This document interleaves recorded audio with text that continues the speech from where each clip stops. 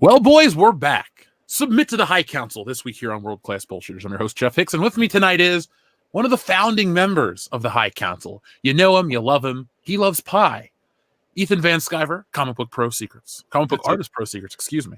Comic Artist Pro Secrets. It's, I'm partial to pie. Welcome, everybody. It's good to be back with the High Council tonight as we perch upon the ashes of Star Wars and Crow.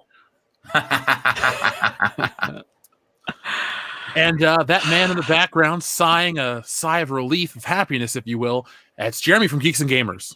What's up, Geeks and Gamers? It's Jeremy coming to you with another episode of the High Council. Hashtag we were right. Hashtag Solo lost money. Hashtag the fandom menace was always right. Glad to be back on the High Council. Thank you guys for inviting me back. And it's lovely to see everyone in the chat. Yeah, so I'm fucking hyped. I can't help it, Jeff. I love Star Wars. I love Star Wars, just like Red Letter Media. What I do is I love watching Kathleen Kennedy's shit show hit the iceberg, and now we're gonna see Ben Swallow and Mary Ray Sue sink to the bottom of the fucking ocean where they belong, and I'm loving it.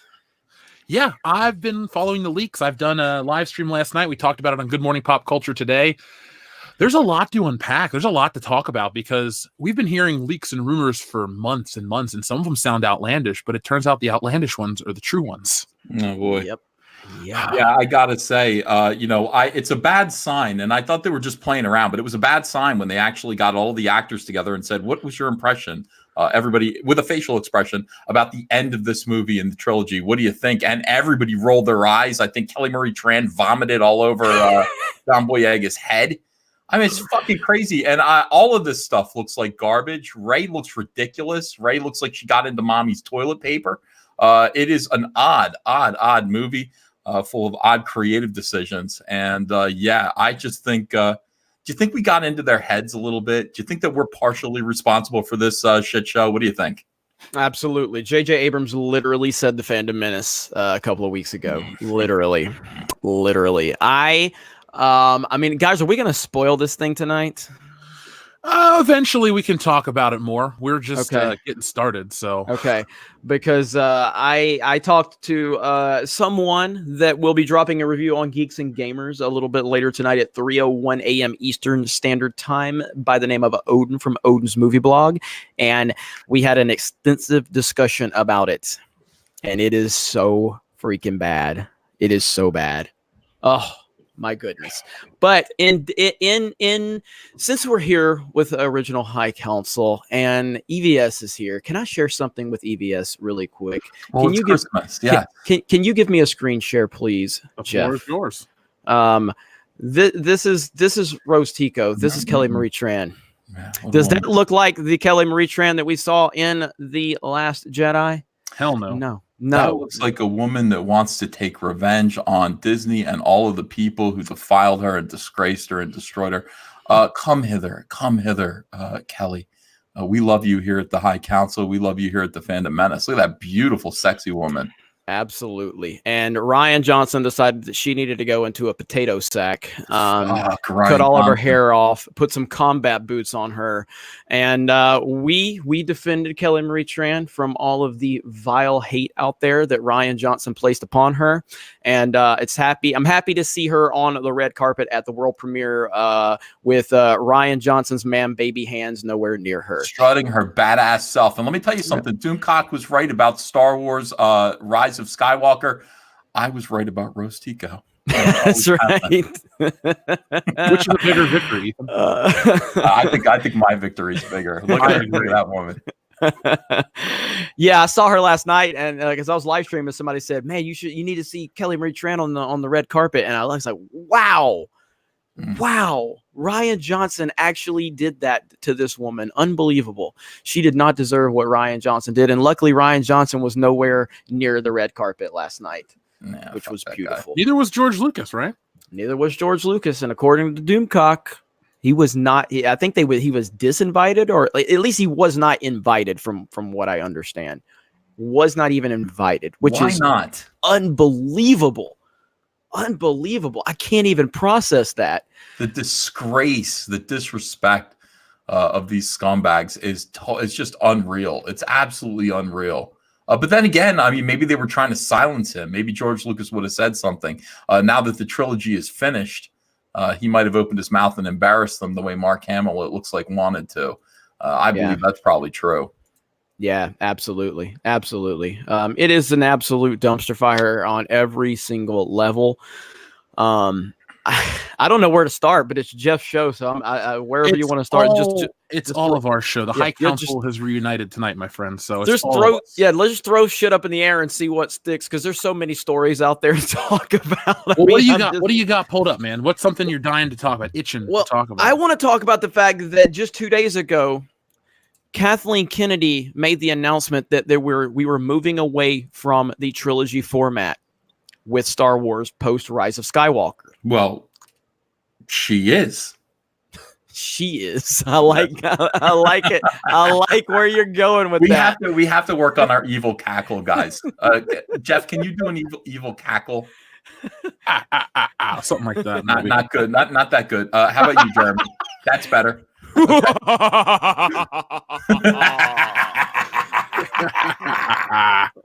There, that's mine. Kathleen Kennedy's moving away from that trilogy format. Okay, go ahead. Nice, very nice. I made a video where I talked about made a live stream where I talked about Kathleen Kennedy accidentally fired Rian Johnson from the trilogy that he claims he's been working on for over a year, which is hilarious. And he wasn't there last night. But then 2 days later, after Kathleen Kennedy makes this announcement, Bob Iger's on the red carpet with Variety, and Variety says, "Well, Kathleen said, you guys are moving away from the trilogy format," and he goes, I don't know about that. I'm like, what the hell is going on at Lucasfilm? Does anybody know anything? And it seems like that there is a serious breakdown in communication. I'm going to see if I can pull that video up really quick over on Twitter. This is what Lucasfilm has always been like. Disney, Lucasfilm just says shit. They just put things out there, and nobody's on the same page ever. They're never on the same page with each other. And it just causes us to run amok. I mean, we're sitting there going, well, it looks like Kathleen Kennedy says there's going to be no more trilogies, but Bob Iger says there are.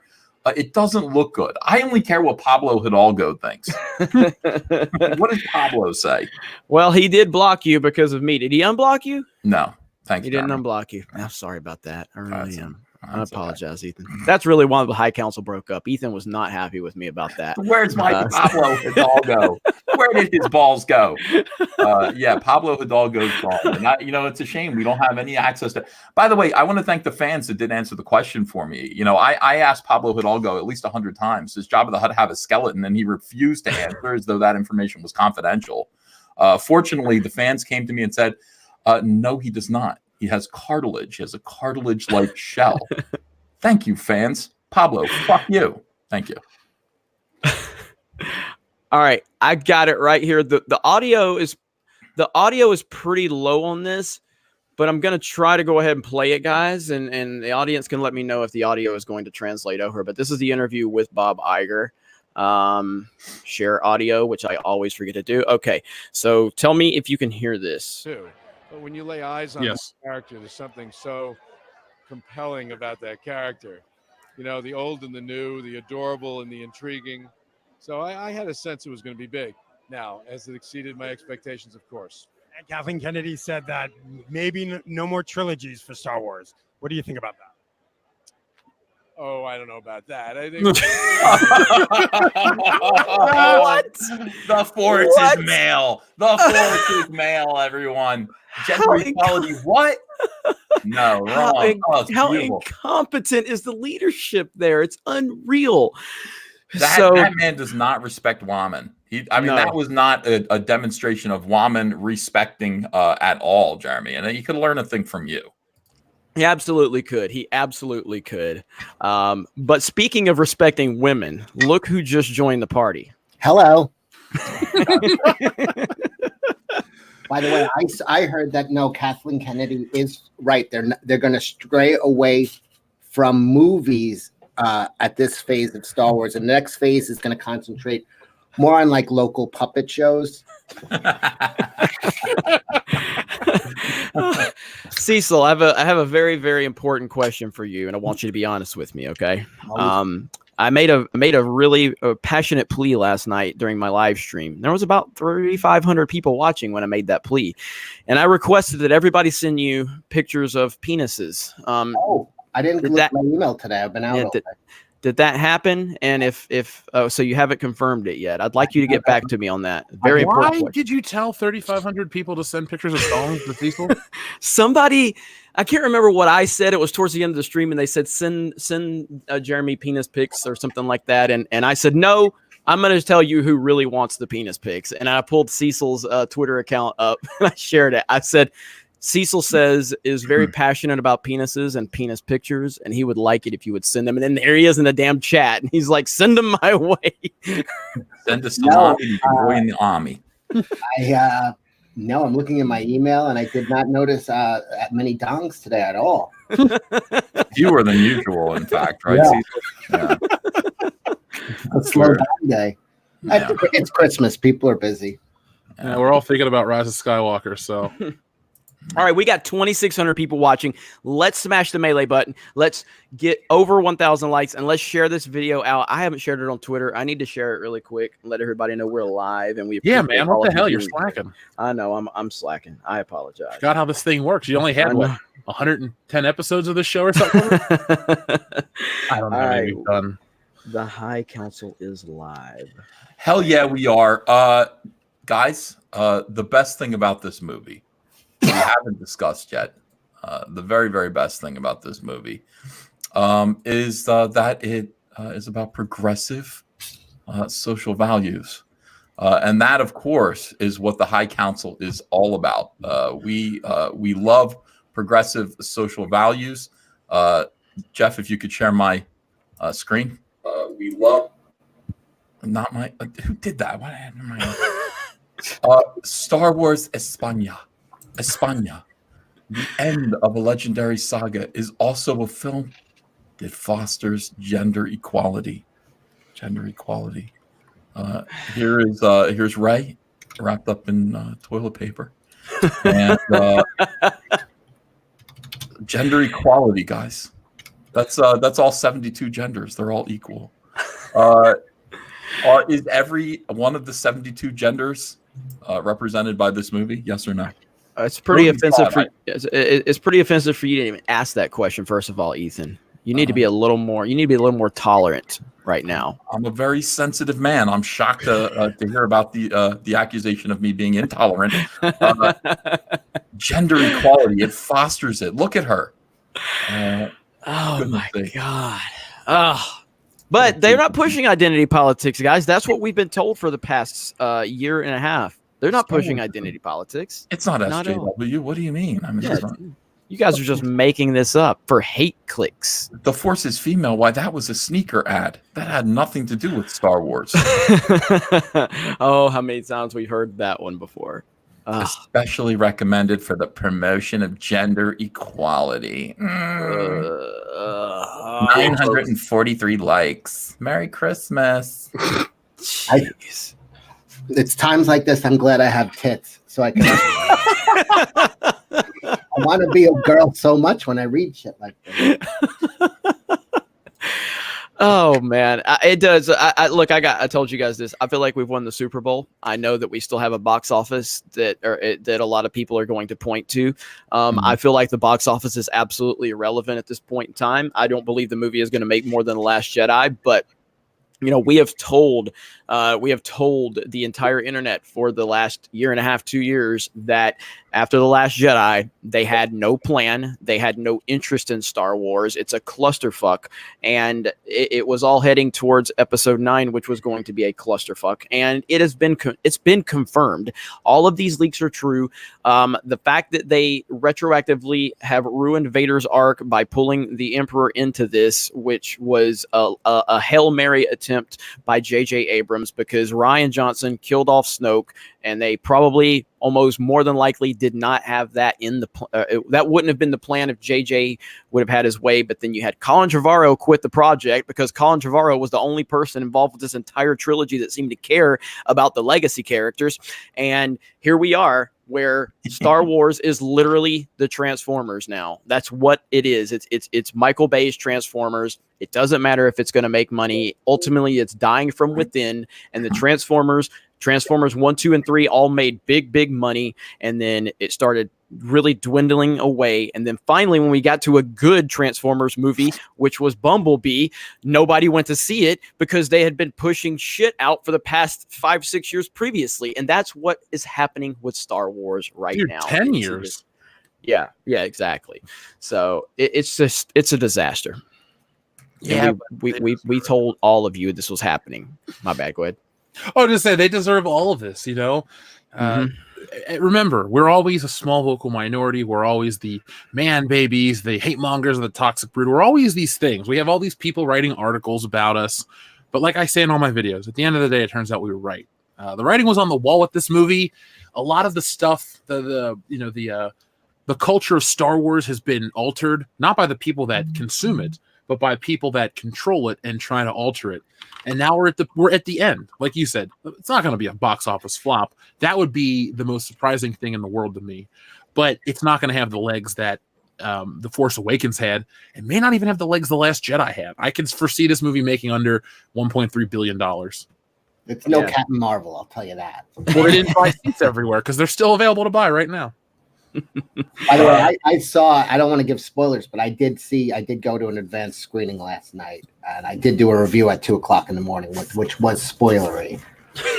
But they did tie in, I guess this was last minute rewrites and stuff, but they did tie in Baby Yoda. Really? Yeah, if you want me to give that scene away. It's just one scene towards sure.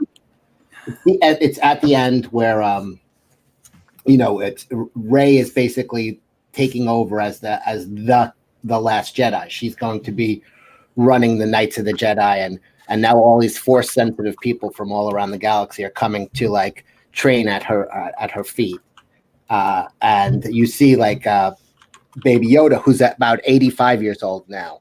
He was 50 and that, so he's like a teenager really, and he said he kneels before her and says "Master," and then kisses her feet, and then it rolls credit, and the place went fucking crazy. And then it was Brie Larson was another one that showed up. She was Orange Girl, Osaka or something like that. She kisses her feet too and says, "Train me, Master." It's so good.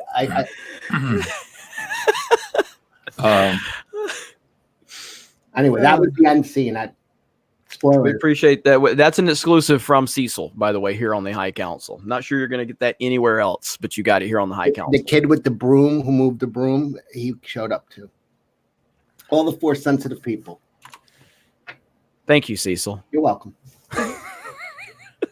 So we got a big problem. I mean, I'm very curious. There is a lesbian kiss in the background. Now, I've been very curious about this. This is my chance to finally see LGBTQ representation in Star Wars. I've always wondered if that was ever going to happen. I thought it was going to happen between Finn and Poe. They both look pretty gay, but it turns out it's going to be someone in the background of this movie, somebody from The Last Jedi, and I want to know if it is actually going to end up being the bird-faced woman of The Last Jedi. This is the bird-faced woman of Last Jedi. Is this the woman who is the bird-faced woman, the woman who's going to kiss another woman in the background of Rise of Skywalker? Does anybody have information on the bird-faced woman? I cannot confirm nor deny that information. Who can? Who can?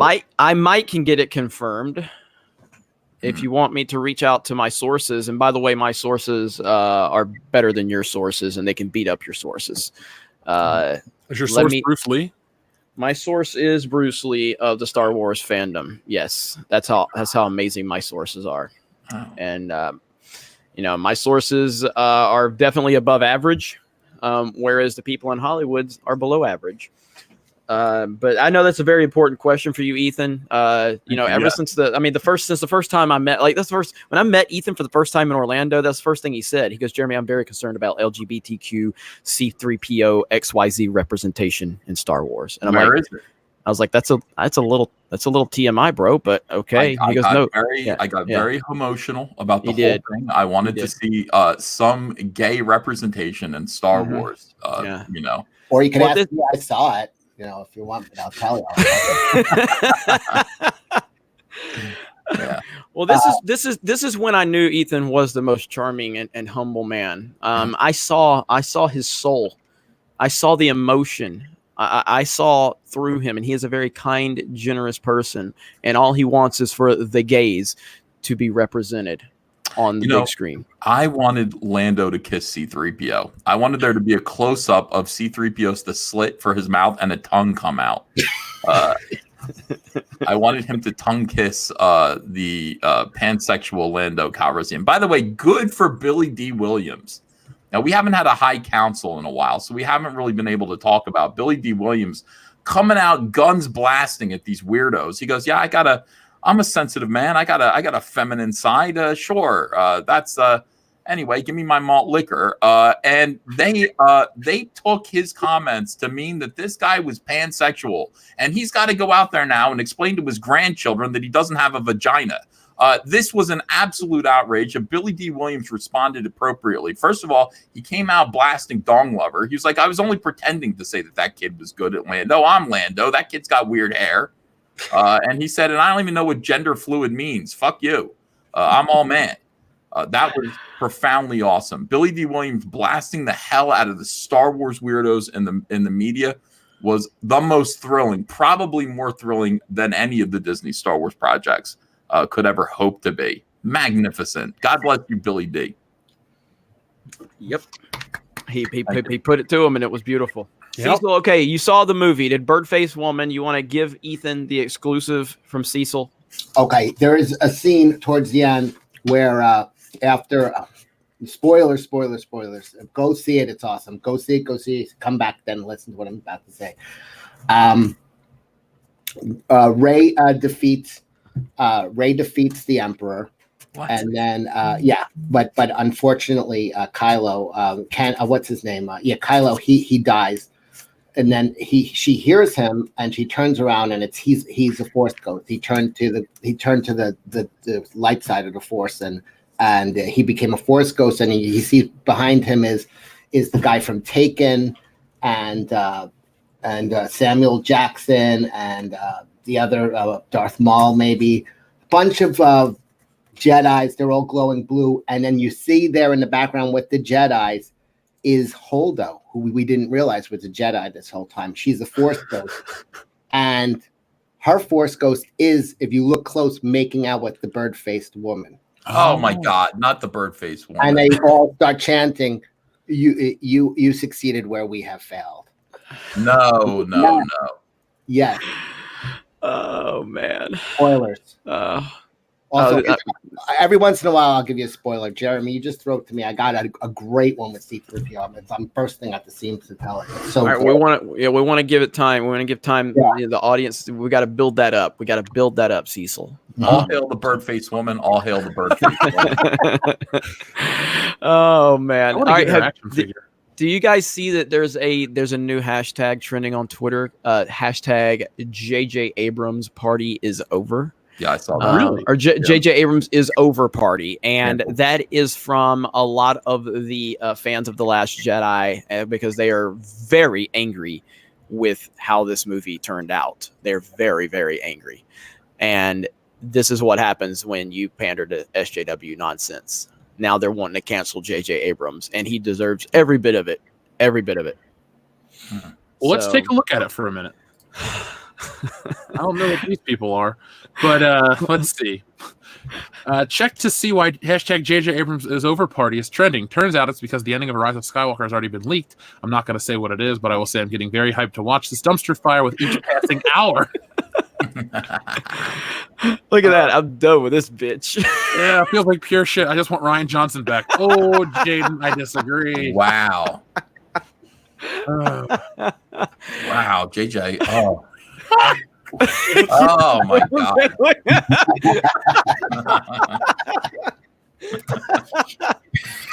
Oh no. For goodness sakes. Oh my God. So yeah, this is a real thing. It's not just us, guys. It turns out that we were right. And you want to know who the toxic fans were? What does toxicity do? It kills. Obviously, the Star Wars were the toxic fans all along. They killed Star Wars dead. Unbelievable. Lucasfilm, one big roach motel. I'm mad. I'm actually mad. I know you guys are. I'm mad about this. I love Star Wars. I'm upset about these mother effers ruining Star Wars. This isn't Star Wars, though. That's the thing, EVS. That's what I told you. This isn't Star Wars. Explain that to me. Make me feel better about this. This is Kathleen Kennedy's Star Wars. This is not Star Wars as we know it and love it. There is still acceptable Star Wars that is being produced right now. And sometimes, yes, sometimes it's not the best. Like The Mandalorian is very hit or miss. But at least The Mandalorian can be broken down from a critical perspective and not an identity politics perspective. You know, and then we had Jedi Fallen Order, which was a very good game. Yes, you may hate EA, but that was a very good game with a good storyline and really good gameplay mechanics. But anything that Kathleen Kennedy is involved in, meaning the film side of things, is a fucking nightmare and a disaster. But there is still good Star Wars from within. But when it comes to the sequel or the Disney trilogy, these movies, this is not Star Wars. It doesn't resemble Star Wars. It was never designed to honor Star Wars or be Star Wars. It was designed to be a political propaganda machine, and that is exactly what it is. So that's how I look at it. I think this is absolutely hilarious to watch this dumpster fire go down in flames in the most glorious way. This is my favorite one right here. JJ, Kathleen, and Bob Iger trying to figure out who to blame now that everyone hates Star Wars. Everyone is fired. Everyone is fired. We can hope, we can dream, but if they fire everybody, it's too late. The saga, in quotation marks, is over. I'm still looking forward to the Clone Wars Season 7. I don't think Kathleen Kennedy is going to have any involvement in that. You know, like I said, The Mandalorian, like I described The Mandalorian the other night, and I think Cecil will really appreciate this. Cecil, I think you're really going to appreciate this. I was live over on Nerdrotics channel. I was talking about The Mandalorian, and I said, I don't drink, but if I did, I picture myself being in a bar with my beer goggles on, and The Mandalorian, I'm so desperate for anything that basically The Mandalorian is that ugly chick that opens her legs at me, and I've got my beer goggles on, and that's what happened with The Mandalorian. I'm so desperate for anything. The Mandalorian is what we call office hot. Which means office hot. Okay. The hottest chick in the office in your mind over time becomes ridiculously hot because she's hotter than anybody else. But then you throw her in the real world, and you're like, oh, she's not that fucking. But Yep. Mandalorian is office hot. It's the hottest thing we got in this pool. Everyone's very upset when I criticize The Mandalorian, but I will tell you this: what the fuck are we doing with this show? We're on episode 6. We're gonna get episode 7. All right, what are we doing? And I talked about this on Twitter, and every time I say something about The Mandalorian that's critical, I get run through the ringer, and it turns out that I'm right. I'm right every single time. I said this show was infected with progressive feminism, strong woman, and for the last 3 episodes, we've had annoying strong woman, infesting The Mandalorian. The other thing I said today was there's no plot. What is the plot? We're on the run. What do you mean you're on the run towards what? What are we doing? I mean, seriously, think about it. It's we're being chased. What is the Mandalorian's objective besides protect Baby Yoda?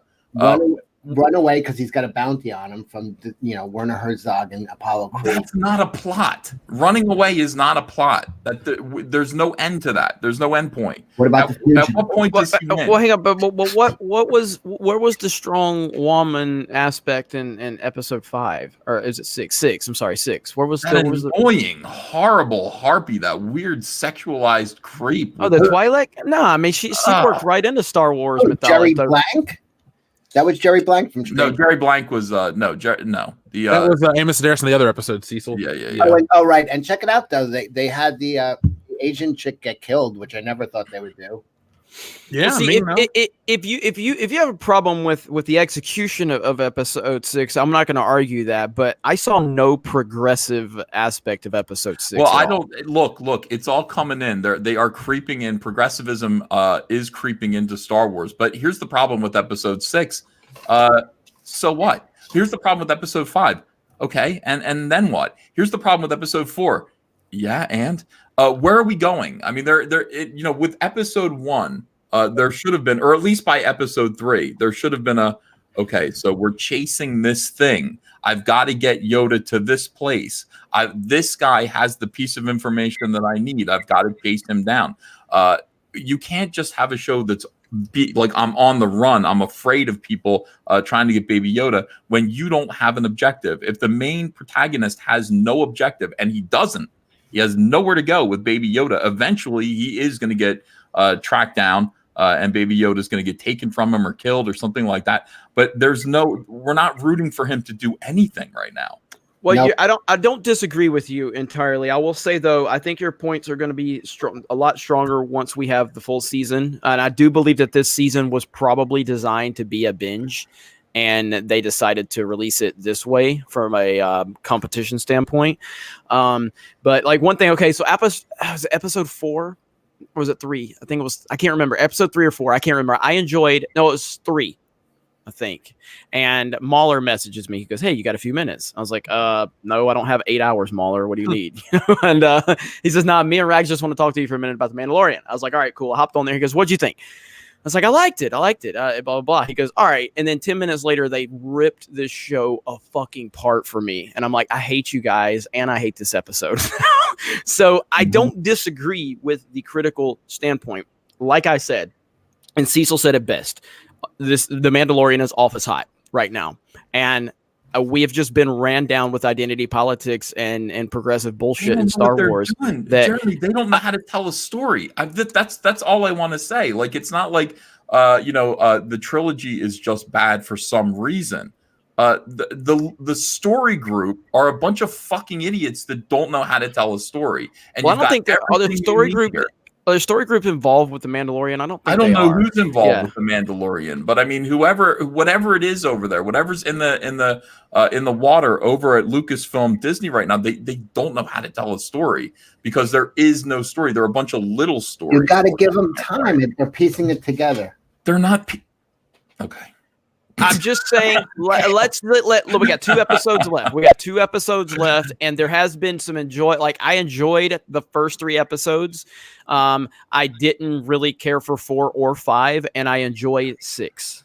I'm enjoying all of it, but at the end of every episode, I'm left saying, yeah, but what are we doing? It's like sailing. It's not about the destination. It's about the trip. You want to get there. It's not a flight. I don't want to get there. I just need to know that there's somewhere to go. There is somewhere to go. They're going to Planet Yoda he's going to deliver him. He's being. You're assuming that. They never said that. I'm saying it because I'm force sensitive. The Baby Yoda is manipulating the Mandalorian to take him where he wants. He's actually using the Force on him. The Mandalorian's going to figure that out, get pissed at him, deliver him to that planet. Then he's going to go back to meet that chick with her daughter on that other planet where they had a fight, and he's gonna hook up with her. He's gonna take off his helmet. He's gonna hang up the life, and then the bounty hunters that he left in the jail are gonna come kill his wife and new daughter, and then he's gonna realize they've seen Baby Yoda. I've got to go get him, and that's gonna be where the season's gonna end. All we need to do is this. We've got guys who are involved in trying to clone Baby Yoda. Now, one of them should have escaped with vital information about what Baby Yoda is or what they were trying to do. That guy's on the run. With that information, there's a whole lot of money attached to that information. Mando is chasing that guy. While he's chasing that guy, all of the bounty hunters and everybody is chasing him. That's a story. And it would have been so simple with episode 3. To do that. For some reason, they didn't do it. I mean, there's nothing for Mando to do except I gotta run, I gotta hide somewhere. And while I'm hiding, I'm gonna have little individual adventures with people that don't mean anything. And by the way, do you think that the legs in episode 5 are Boba Fett? When you No, they're not. No. They're Gus Fring from Breaking Bad. Oh yeah, whatever that guy. he does have to pop up still. That's who it is. I think anyway. That's who I believe it's going to be. I absolutely don't think it's Boba Fett. Let me ask you, Ethan. When you watched The Incredible Hulk as a kid, were you ever episode going, where the hell is he going? Why doesn't he just get there already instead of No, but Cecil, television has changed. The Incredible Hulk was a 36 episode season that was meant to go nowhere. It was meant to sell coffee. This is an 8 episode season, and we live in the era of Breaking Bad. There needs to be a plot. There's an 8 episode season where there's a beginning and an ending. We're getting somewhere, and then there's a cliffhanger that leads into the next season. People keep saying that. They're like, yeah, but what about Charlie's Angels? That was the fucking 70s. We've had Twin Peaks, we've had Sopranos, we've had Breaking Bad, we've had all of these other examples of what good Mr. Robot, of what good 8 episode television. Mr. Belvedere. I think your questions will have more validity after we see all 8 episods, and then you'll have more of a somebody in the chat platform. just said they'll let you know what the plot is by season 8. I think you're right. I think that's what it is. Just be patient. But hey, that was a good discussion though. Just lay back and take it. I am. I wouldn't keep I wouldn't keep Disney Plus for more than 1 year if the Mandalorian doesn't have like a complete story, or not a complete story, but at least something. Because I'm with you guys. I like the show more than both of you guys do, but I definitely have issues where like it feels like I'm just waiting around in a pool. I have nowhere to go, no direction. So Jeff, I like the show way more than you. Oh, okay. You can have that one. I just loved episode 6 though. I thought it was EBS is just making up for the ratio video he put up. That's right. I'm angry about the ratio video. Wait, what happened? Well, no, I said, look, this is guys, this is strong womanism, and everybody went, no, don't do that. You're paranoid. You know how many people tag me on Twitter like, you gotta call your boy EBS out? I'm like, for what? For having a fucking opinion? No. Absolutely right. And you people who trust Lucasfilm, you trust Disney, and you'd rather trust Disney than any member of the High Council, look in the mirror. Look in the mirror tonight and shake your head. I very much enjoyed episode 6. I specifically avoided Mahler when he asked me to talk to him about it. I said, I'm busy. I don't want to talk to you, Mahler. Leave me the fuck alone, because he was going to ruin it for me. I know he was, but I enjoyed episode 6. I'm not disputing the fact that it had some issues, but overall, I enjoyed episode 6 the most. That was my favorite episode of the series so far. Our boy John Campea.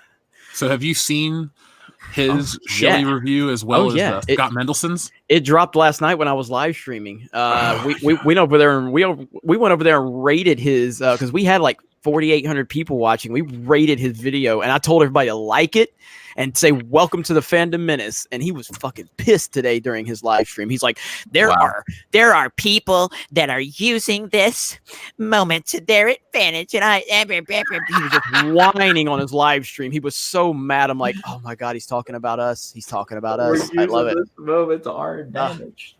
Oh, it's so good. So good. Did you read Scott Mendelson's? That was my favorite, because even though we don't know each other, I talk about him more than I talk about any other reviewer, because he said some gems. This is an amazing tweet. I'll read this. Yeah. At worst, I expected Rise of Skywalker to be a well-made movie that I didn't like, or whose story choices I disagreed with.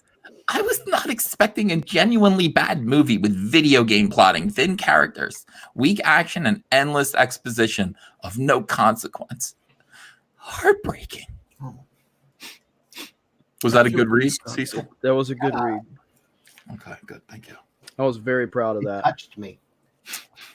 Yeah. Poor Scott Mendelson. Pour one out for Scott Mendelson tonight, as his expectations of Star Wars were diminished and destroyed.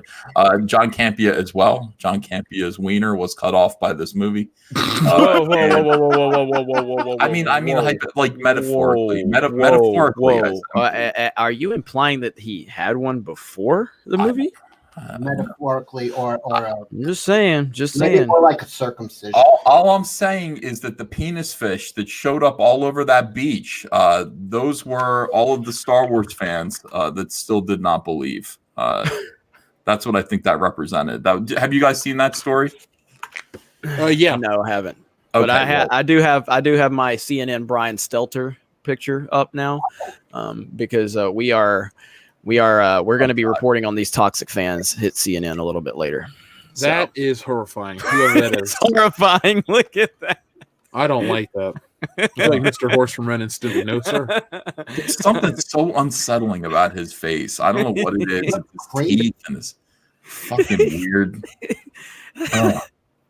It's this fake smile. I'm trying to make it to zoom in on it. Just highlight mine. Yeah, there we go. Hello, everyone. This is CNN. A lot of toxicity in the Star Wars fandom. We're going to be reporting on it on what is this fucking show? reliable sources. We're pretty sure Donald Trump is involved. Check back. What is it? What is it about his face? Is it that he smiles and shows all of his teeth and it doesn't hit his eyes? Like he's not smiling with his eyes. He's smiling with his teeth. And he's got a fat baby head. Like there's something. He's crying on the inside. It's all. It's awful. Oh man. Oh, all right. I can't do this to the audience anymore. I've got to go back. Yeah, that was scary. I apologize. All right, we're at 4,500 viewers. I want to break 5,000 tonight. Can we break 5,000? You need to smash the melee button. You need to share this out on Twitter. Hashtag the Rise of Skywalker. Hashtag the Fandom Menace. Let's break 5,000 viewers. Well, I think this will do it. This might be time for a spoiler, a new spoiler. Okay. All right. I think so. This is the C-3PO, and this is the one where you saw it in the preview where they have a C-3PO hooked up, and he's saying, they're working on him. He's been damaged, and they remove his chest plate, and there, just shriveled up in the middle of his chest, is the mummified corpse of Kenny Baker. And they slowly remove it. And he says, I'm saying goodbye to an old friend.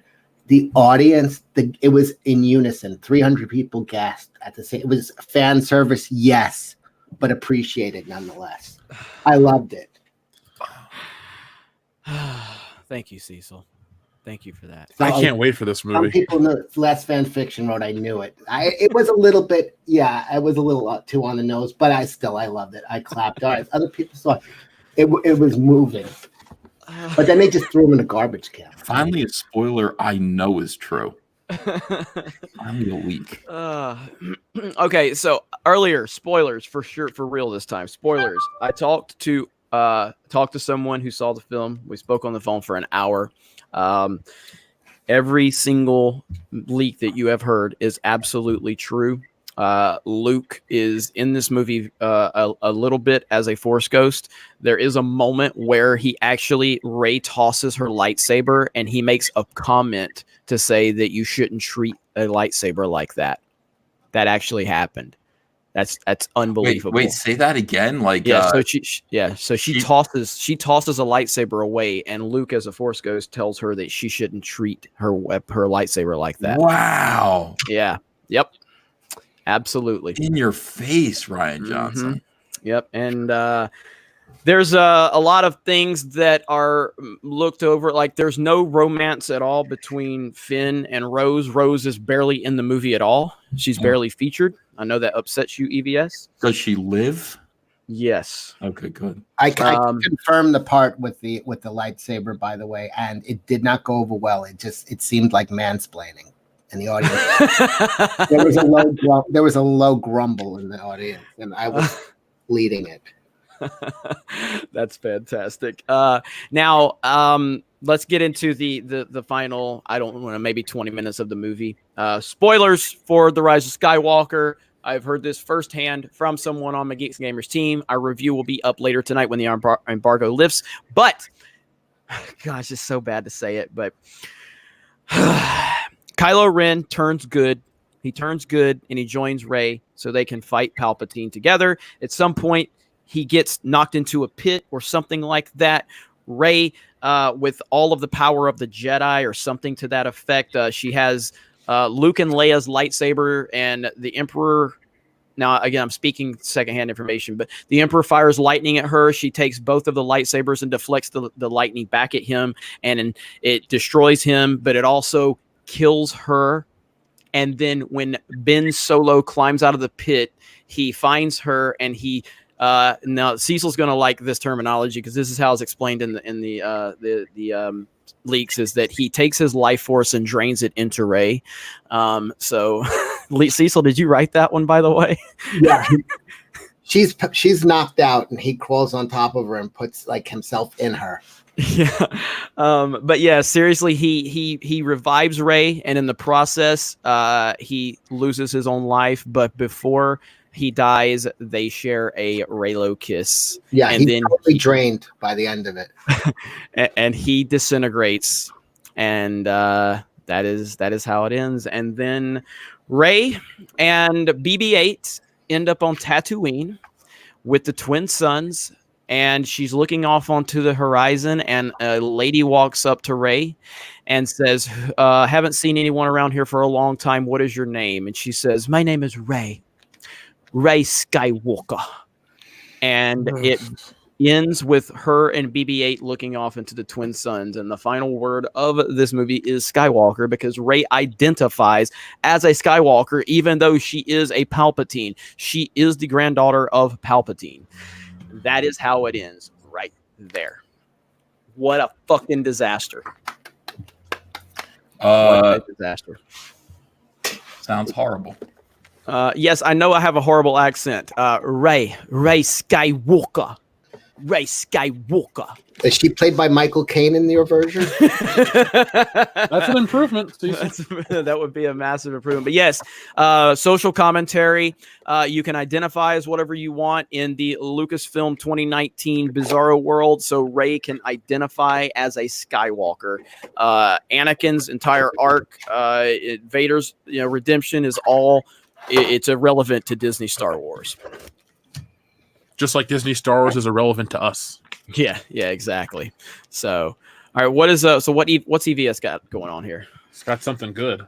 Yeah, this is good. This is the Mandalorian Heavy Infantry Mandalorian here. This is only available. Helped him out when they was getting in that shootout when they came. Yeah, to him.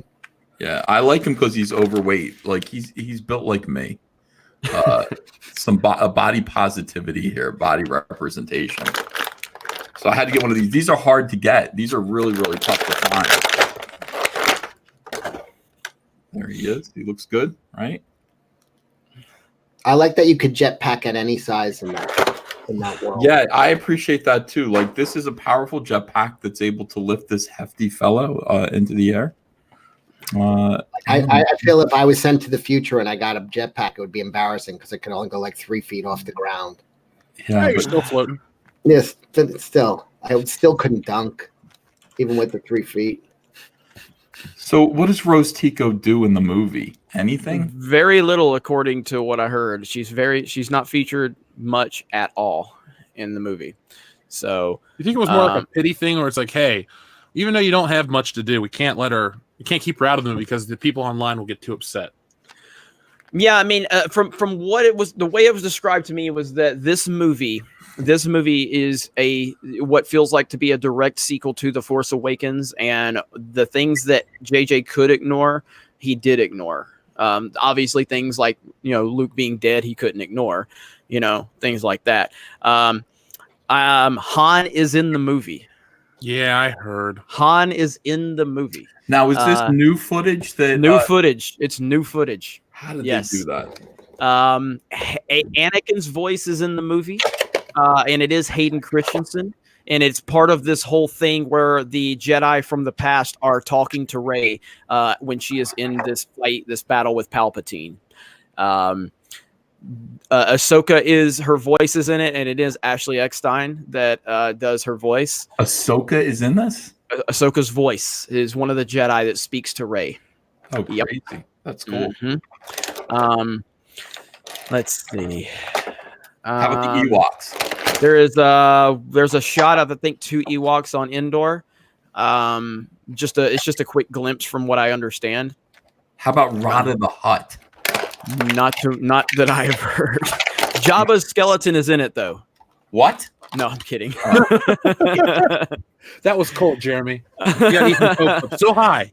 I'm going to cut him down. Let me see. I'm trying to remember some of the things that I was told. I'm trying to look right now at a Reddit post too, that because like I said, we had a conversation. I didn't write anything down, but our review, it won't be a spoiler review, but our review will be up on the channel at 3:01 Eastern time over on Geeks and Gamers as soon as the embargo lifts. There is Rey. Basically, I asked if Rey does any training. Apparently Rey goes through an obstacle course, and that's her training. That's all she does. The leaked crawl that we talked about last night when I was live over on Geeks and Gamers, that was the official leaked crawl. That is the crawl that's in the movie. Seriously, that thing was terrible. Yep, that is the crawl right there. That is the opening crawl. What do you mean there's an embargo? You can't do a review? You're not allowed. Not an official review until 3:01 Eastern Standard Time. I did one last night. It's still up. Did you title it review and everything? Yeah, I got like 8,000 views already. Nice. Leia. So basically, it was described to me that it feels like Leia is a Force ghost the entire time, and it does not work on any level. And it's basically repurposed footage that we've already seen, which remember how they described to us that they had all of this extra footage that they were going to use, and from what it's been described to me is that no, it is just a bunch of reused footage, and she kind of seems like a Force ghost the whole time, which is creepy as hell. Which is absolutely creepy. That is creepy as hell. How did she die? I didn't ask that question. What was the question? How did she die in the movie? I didn't ask the question. I think I read stuff about how she just kind of. Hold on, I have something pulled up. I think she just kind of dies in the Force like Luke in Episode 8. So bad. But oh, by the way, I'm sorry. There's one part I forgot to tell you guys about on the scene on Tatooine when the lady asks Rey who she is. She says Rey, and then she looks off into the horizon and she sees the Force ghost of Luke and Leia, and then she says Rey Skywalker. That's how it happens. So they did have an incestuous relationship. Luke and Leia are the It's heavily implied, Cecil, but never stated. Did you hear about the Luke apparently gives her a lightsaber through the Force? Didn't hear that one. I was just part because a lot of there was a Reddit leak post that had everything that you've talked about, but then I had also read that one too. So it's like I didn't ask about that part. Trying to remember if there's anything other specifics. I mean, the Emperor is basically a corpse that's hooked up to a machine, and he dead? He's dead. He's like frail and old, but I want to remember how it's described to me. Something to do with Rey and Kylo together are called the dyad, I think, or something like that, and they create this powerful energy, and somehow Palpatine is able to channel that energy, and then once he's able to channel it, that's how he becomes actually full power. So at some point in the movie, he does become fully realized as Palpatine, shooting lightning and everything like that. But for the majority of the time that we're introduced to him, he is just a corpse hooked to a machine. Really kind of strange from everything I've heard. So bad.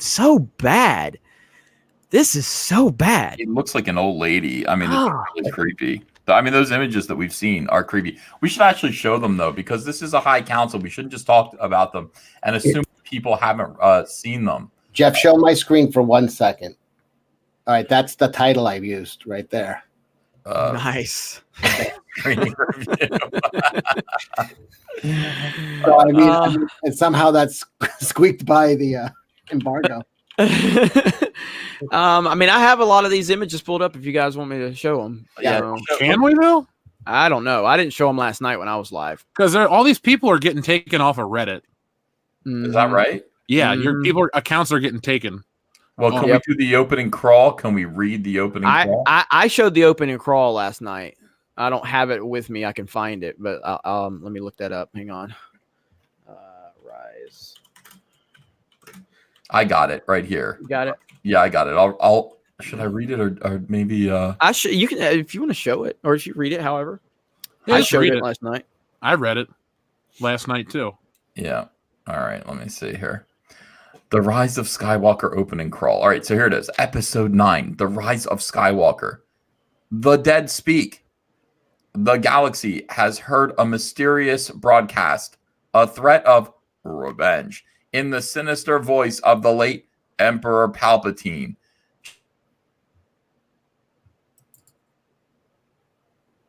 Are you there? Oh my God. He cut out. They canceled him. They took him down. They took him down. Can we get a Force Ghost EVS? Just Force. Oh, he's back. unbelievable. EVS, you skipped out. Yeah, He disappeared. Let me try again. My goodness. That's Did you do it in the Emperor's voice? okay. That's the Emperor's voice. I'll do it in the Emperor's voice. He's out again. Are you serious? Yeah. Wait. Every time I try to do this, they take me out? Yeah. Oh my God, you got to be kidding me. Hey, they sent a tornado towards me at 3:00 in the morning. So, All right, am I back now? yep. Mhm. Let's try this again, motherfuckers. Episode 9, The Rise of Skywalker. The dead speak. The galaxy has heard a mysterious broadcast, a threat of revenge, in the sinister voice of the late Emperor Palpatine. General Leia Organa dispatches secret agents to gather intelligence, while Rey, the last hope of the Jedi, trains for battle against the diabolical First Order. Meanwhile, Supreme Leader Kylo Ren rages in search of the Phantom Emperor, determined to destroy any threat to his power. That sounds That's dumb. terrible. Sounds dumb, lazy, and terrible. So bad. What is the plot? I mean, again, you guys, there's no plot to any of this. There's no story. How did Snoke work into this? I don't know what Snoke was even about. This is when I'm telling you, these guys just have basic storytelling problems. You know what the story was from the original trilogy. You know what the story was from the prequel trilogy. Where did the new the First Order get all the money to build all this army? What did they want? What were they for? What were they doing? I mean, these are just questions. These are just basic questions you have to ask yourself. Like, okay, what do they want? Unlimited power. It's This is so a question I've depressing. been asking since 2015. Yeah. Where'd true. they come from? Who are they? Why are they? How did the rebellion lose? They beat Right. the Empire. No, didn't they become the New Republic? And then somehow they built a bigger empire while being on the run, and they built bigger Death Stars. Everything's bigger. It doesn't make fucking any sense. Where did they get all the money from? At least they explained where the Empire got its money from. They took over the Senate and started taxing and building. Where the fuck? Who financed all the new shit? We'll never know. Remember, like Maz Kanata said, that's a story for another time. Hello, JJ. That's a story you need to establish early on. I mean, it's. Go ahead. I was going to say, to me, every plot point that we read about this movie just goes to show you that the biggest entertainment company on the planet in history did not plan this out. They didn't. The Force Awakens was made with, we'll do whatever eventually. Oh, they knew they were moving into The Last Jedi with the ending, maybe, but that's about it. And then this one is all willy-nilly with the timeline. We're going to undo the original trilogy because it's almost like a fire sale. We have to tear everything down in the process. There's nothing planned about this. And if J.J. Abrams himself came on the show right now and said, I planned this out, fuck you, you're lying. Like, there's no way that this was all planned out or that, there was good creative decisions behind the scenes. No, none at all. This is None at all. arrogance. Like, I mean, arrogance on a scale that would dare to block me on Twitter. The story group over at Lucasfilm. I'm telling you, these guys, incompetent, absolutely incompetent. This is them saying they'll eat any shit we serve them. Yeah. Yep, that's right. And You know, I think we're going to start seeing a lot of people that have consistently criticized us for the past year and a half, 2 years, really start to try to move over to the whole Disney really screwed this up type of argument. You can even see it in a lot of the reactions from the Blue Checkmark Brigade. No offense, Ethan, but that they are really struggling to be completely honest about how they feel about it. They're leaving the door open. They're trying to justify it, but they're also trying to realize their own criticisms. It's really funny to watch it all happen. Here's what's going to happen. I promise you this is what's going to happen. Initially, you're going to have John Campea. You're going to have these guys be honest. Their first reactions are shock, disappointment, horror, all of these things. But as soon as they start to get our reaction, as soon as we start to laugh and dance and talk about how we were right, everybody's going to change their minds. They're going to say, I went back and saw it again. I see it differently now. J.J. Abrams is a genius. He's a genius. You have to watch it a few times to get it, incel. Well, I didn't watch a lot of John's live stream earlier. I watched a little bit of it, but I saw in the comments where people in his comment section were basically saying it sounds like John is really upset that JJ moved away from Ryan's vision with The Last Jedi, and I'm like, I don't even know what Ryan's vision was. Like, I don't even. What was there to pick up? What were you supposed to play off of with The Last Jedi? Fucking Broom Boy? Like, I don't even know. Ryan definitely had a message with The Last Jedi. Ryan did. See, that's the thing. Like, I don't know really what these two voices are competing. I think JJ means well with Star Wars. He just doesn't quite get it. Rian Johnson doesn't mean well. He did not mean well. He meant to say fuck you to the fans. He meant to destroy Luke Skywalker, embarrass, disgrace the idea of the masculine hero. He did everything that he could to just undo and embarrass Star Wars. So it's like, but he did have a vision. I mean, there was a vision there. I don't know what JJ's vision is, except how can I make this commercially viable and end it? That's going to be pretty much it.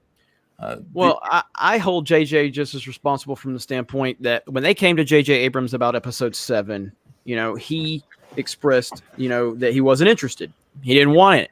And I guess they tried to look for more directors, and they got Steven Spielberg involved and everything like that.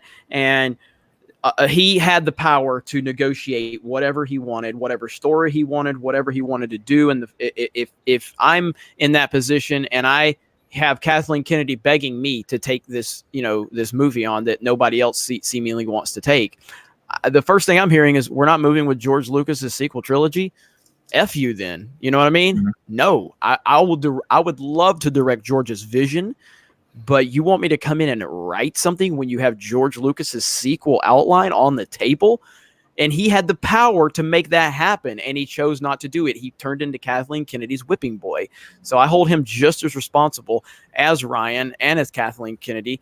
Ultimately, it's Kathleen Kennedy's fault, but JJ had the power to really make changes, and he decided to be the beta male that he is. Yeah, I'm over 5,000, by the way. Woo! Is that a record for us? That is a record. That's great, guys. Let's look at this review that just came up. We do have people who are posting reviews, and if you don't mind, I'd like to go through this guy's yours. This is just an announcement out. Rian Johnson is directing the remake of American Graffiti. It's going to be more like Fast and the Furious. That's just what it needs. Let's be honest. Universal owns it all. So, God, sorry, Ethan. All right, this guy Sam. I don't know who he is. Has been rock star, sweaty method actor, questionable media critic. All right, good. Star Wars: The Rise of Skywalker review and thread. I'll try to keep the spoilers to a minimum, but I will describe a shot, a scene or two in order to get some points across. There's a lot to unpack. I hate it. I truly, honest to God, hate it. Wow. It's the worst kind of blockbuster, in my humble opinion. Not bad because it has a lot of big ideas that it fails to execute properly, like most of the prequels, but because it tries to hide its lack of ideas with meaningless nostalgia and spectacle. That is what we've been saying all along. There is no plot. That's what I've been saying tonight. The entire film's basically a linear search for a shitty MacGuffin in order to pad out the runtime before finally putting up the heroes against the main villain. I'd call it a video game plot, if not for the fact that games know how to do storytelling these days. God, this guy and I are probably on the same page here. There's no emotional weight or resonance to anything that happens. Characters act passively. Well-known characters are thrown into the mix haphazardly and get nothing to do. Poor Lando. New characters don't get developed. Death is used cheaply, etc. The moment I know this movie was inherently fucked was when in the last act, there was a moment that I can only describe as this film's attempted Avengers Endgame's Avengers Assemble moment, as an everything seems lost but moment. And I felt nothing. Nothing. You're supposed to feel a cocktail of intense positive emotions during that moment, but I felt nothing. Why? Because it felt undeserved. It felt cheap. It felt by the numbers. It felt insincere. I don't know any of these people. I don't care about any of them. Tragic. The attempts at humor are painful. Here's a Rebel.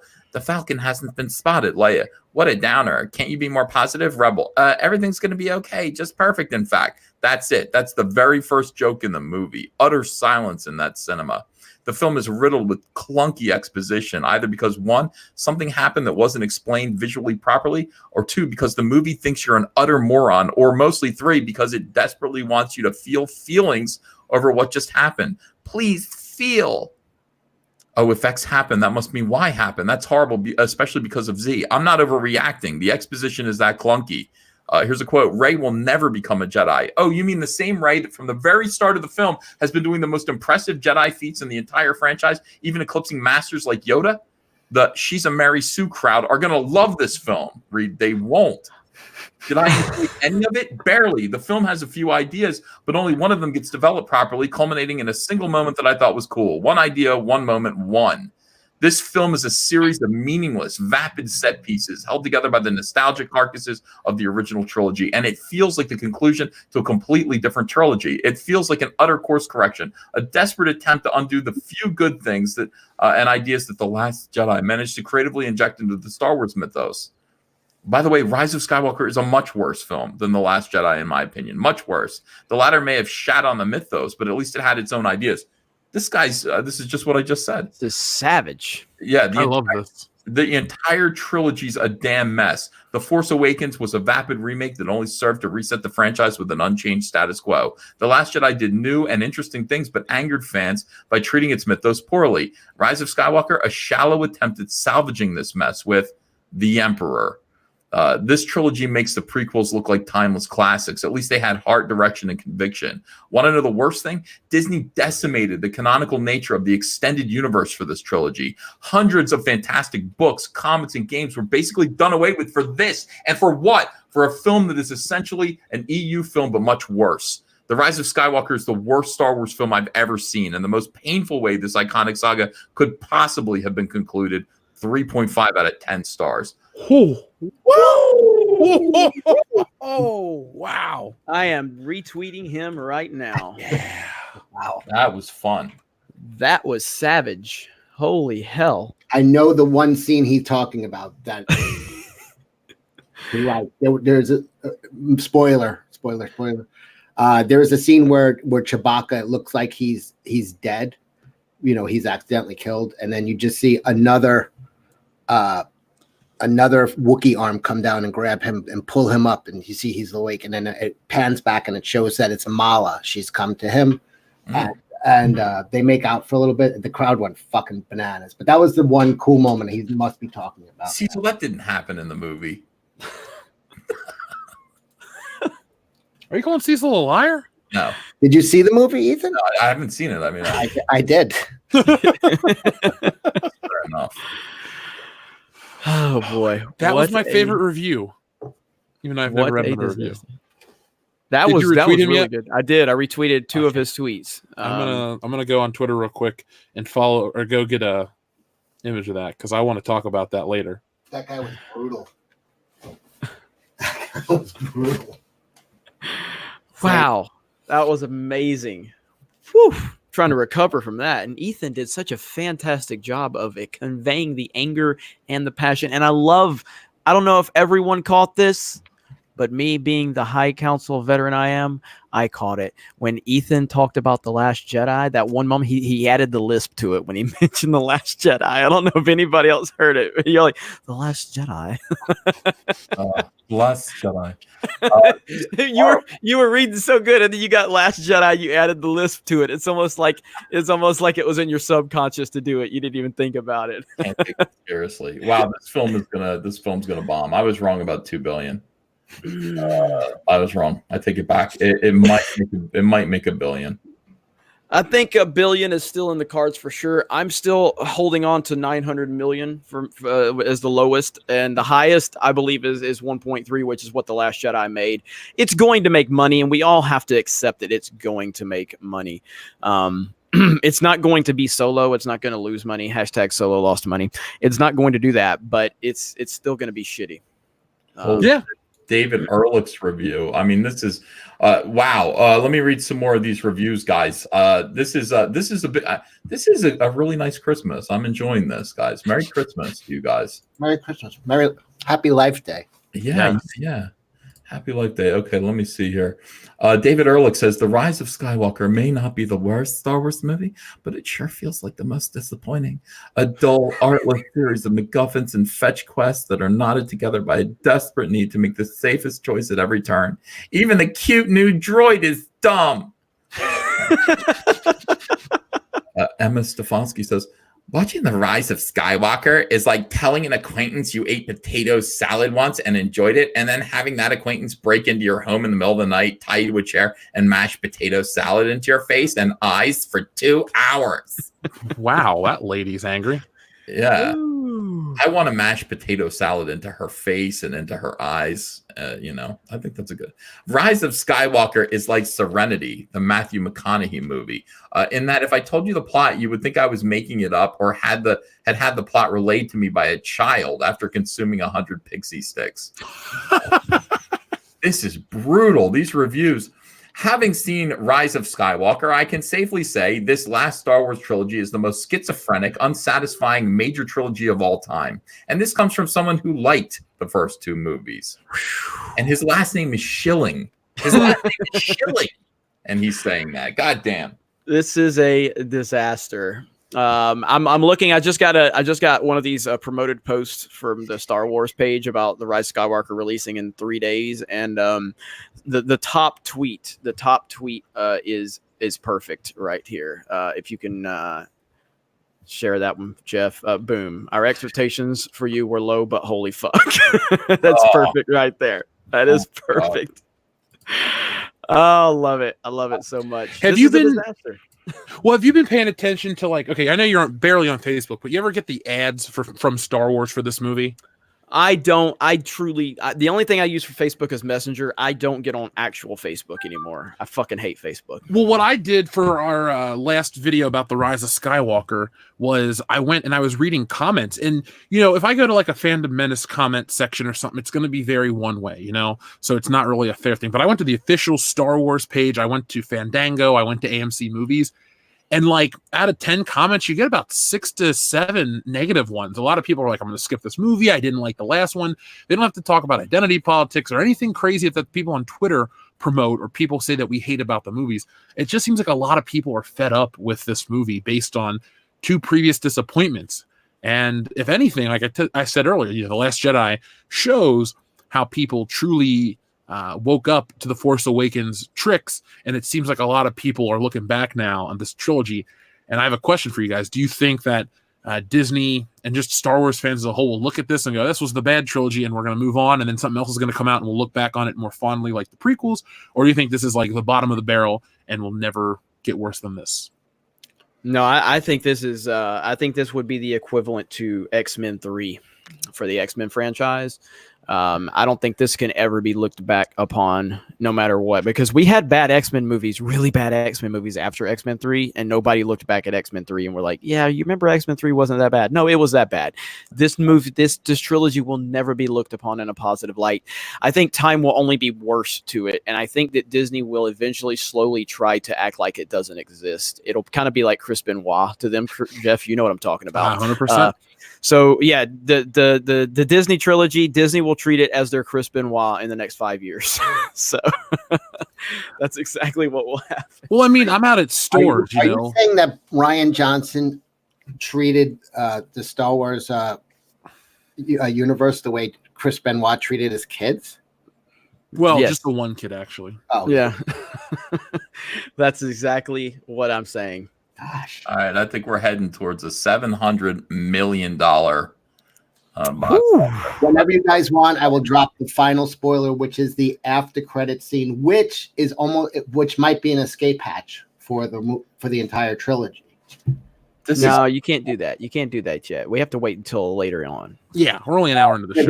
There is an after credit scene that does give it almost a way out as to maybe this is not canon, which was really cool, and I thought it was good fan service, and it brought back an old favorite, and it was cool. All right, so what are we looking at for opening weekend here? What do you guys think? They're tracking this movie to be 180 million to 220 million for opening weekend, but let's see if we can get this shit to 175 million or below, because I think there's going to be a 67% drop off from the first weekend to the next, and that kills this movie dead. That will utterly destroy this movie. Now, I don't even give a shit anymore if Kathleen Kennedy keeps her job or not. They killed Star Wars.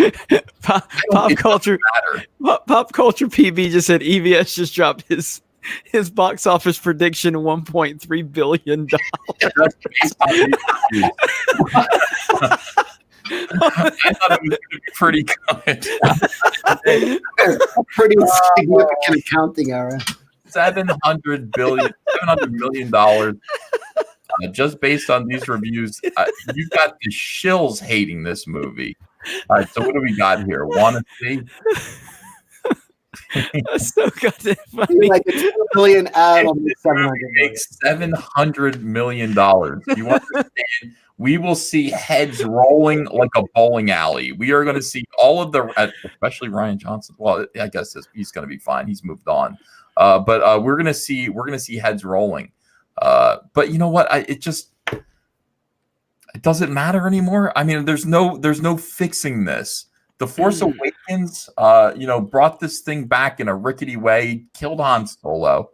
Last Jedi killed Luke Skywalker, pissed on fandom, and this movie is going to utterly kill the idea of a trilogy, of a Star Wars trilogy. It's going to destroy the very notion and concept of a 3 Star Wars movie set. This is it. They did it. They fucking did it. So somebody said in the chat, Justice League numbers. I don't think we're at that point yet, although it's not that far outside of the realm of possibility. I feel like Solo was our Justice League, and I feel like the Disney marketing machine is going to do everything in their power to push this and elevate this film to the heights that they feel they can. I think EVS is kind of right on in terms of the predictions are 180 to 220. 220 is what The Last Jedi brought in opening weekend. The Force Awakens did 240, 250 opening weekend. If this movie is at 175 or lower, this is going to be a disaster. Yeah, so we watch that carefully. Opening weekend numbers 175 or below. That's what we're rooting for. Because I'm actively rooting for this movie to fail now. Look, you don't have allies anymore. It's like Disney Star Wars. You don't have allies. You've embarrassed even your staunchest supporters. The people who stood up for you after The Last Jedi have now turned their backs on you and said, I can't defend this slop. I can't defend this shit. They're right. Everyone was right. The Phantom Menace was right. Yep.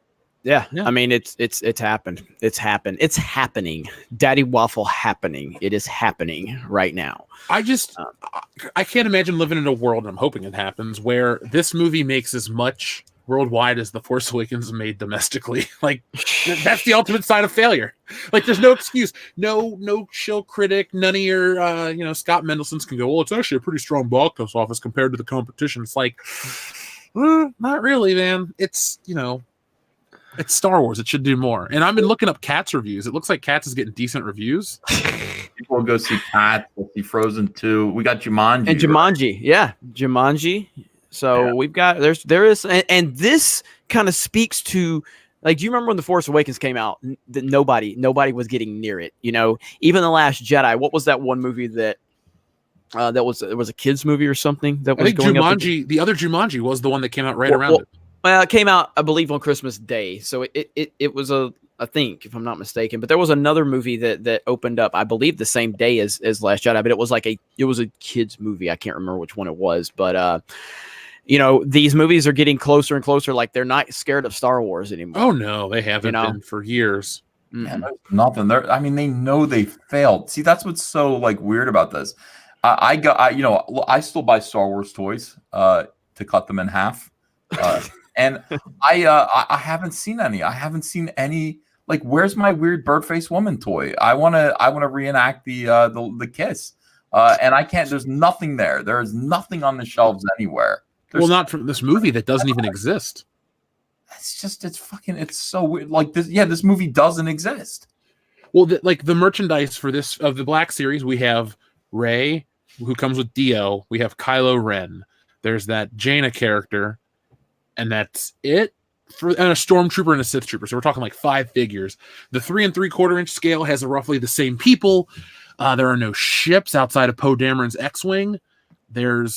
I'm trying to honestly think about other stuff. There's a whole nother kid line, but that's it. And it's the same characters over and over again. It also has Finn and Poe, and that's it. I've seen more merchandise for Cats.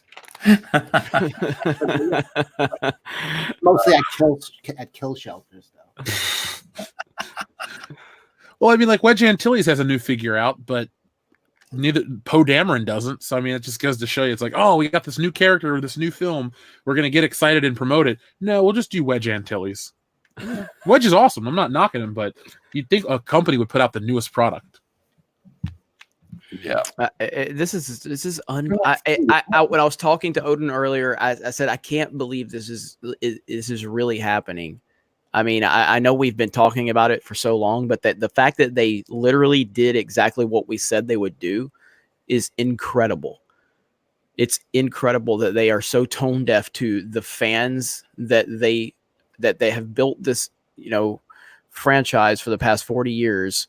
They have no idea what they're doing. They have no idea what Star Wars is, and they have no idea how bad this is about to be for them. They paid $4 billion to destroy it.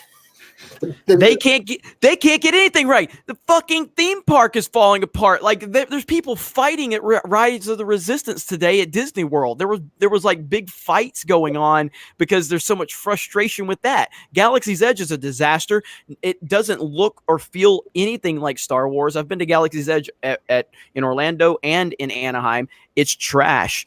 It's incredible how much they've missed the mark on this. Now, speaking of marks, what do you think this movie's going to get on Rotten Tomatoes? Do you think they're going to try to pull a Last Jedi, where every critic gives it a 90-something% and the fans? But this is going to be the first Rotten Tomatoes score that people are going to be honest about. No, I don't think enough people are going to be honest. I think we're still looking at the 70s. I think we're looking at 70s for the critic score. The guy running Rotten Tomatoes is an ex-Disney executive. They're very connected. You think it's going to be? Well, it could be in the 70s. I'm thinking 73 to 76%. I don't think that we're looking at a 93% like whatever Last Jedi was. I don't think we're looking at a 40%. I think there's still enough people out there that are scared to death of the mouse and scared to death of losing their Disney credentials. I think we're still going to see positive reviews. Well, let's. Where do we find positive reviews for this? I mean, I have seen some, right? I mean, some people are just like, oh, it's just wonderful, right? Crazy Maynard 2003 says, Galaxy Edge is a disaster. I went twice. Jeremy makes. Do what now? Did you go there twice?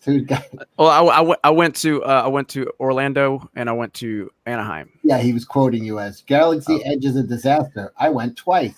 Yeah, well, I got in for free because Disney employees give me free shit. So how do you feel about that, John Campea? I don't suck their dick like you do, and I still get in free. What are you gonna do about that, John? How does that make all the shills feel that I literally shit on Disney all day long and I still get the same free shit they get?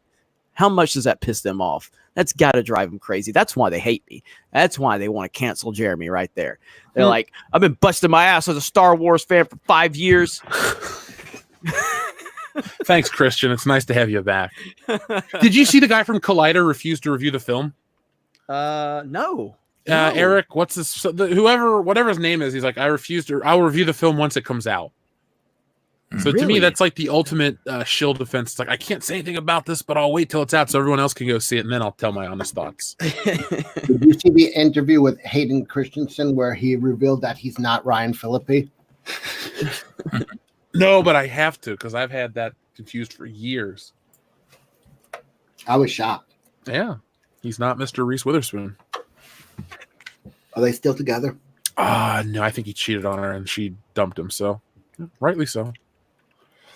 You know what? We should read some of the super chats that rolled in. So, Mark C says Doomcock has been vindicated. Absolutely. Yep. Absolutely. Yeah. Zontar says release the Lucas cut. That's going to be a thing. That's going to be a thing now. Yeah. Honestly, we should get that. We should go ahead and get that trending on social media, on Twitter right now. Hashtag release the Lucas cut. Hashtag Rise of Skywalker. That needs to be a thing, and we need to demand that we get a Lucas cut of not only the Rise of Skywalker but the sequel trilogy. Release the Lucas cut. That is what's going to be the next big thing right there. I'm making a video on that tomorrow. I'm making a video on that tomorrow. The Lucas cut is across both your wrists. Oh, damn. I'm tweeting it out right now. I'm tweeting out release the Lucas cut. Mark Schaefer says, crap, 3 of you. Here's my lunch money again. Thank you, Mark. Swinging Cot says, Doomcock was right. Yeah, I'm telling you he was right, too. Todd the Tolerable says, High Council gives us OG reunion when the Disney trilogy couldn't. Damn right we did. We did it for you guys. Ladies. All right, tweet us out. Release the hashtag release the Lucas cut. Boom. Just tweeted it out. Let me go retweet that. Let's get that. Let's get that bad boy going right there.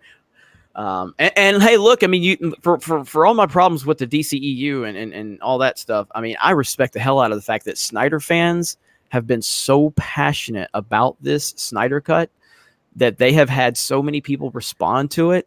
I love it. So let's do this with the release the Lucas cut. Yeah, go for it. We can make it happen, folks. Apparently, we're to blame that Star Wars is so bad. That was the other Scott Mendelson tweet. Did you see that one?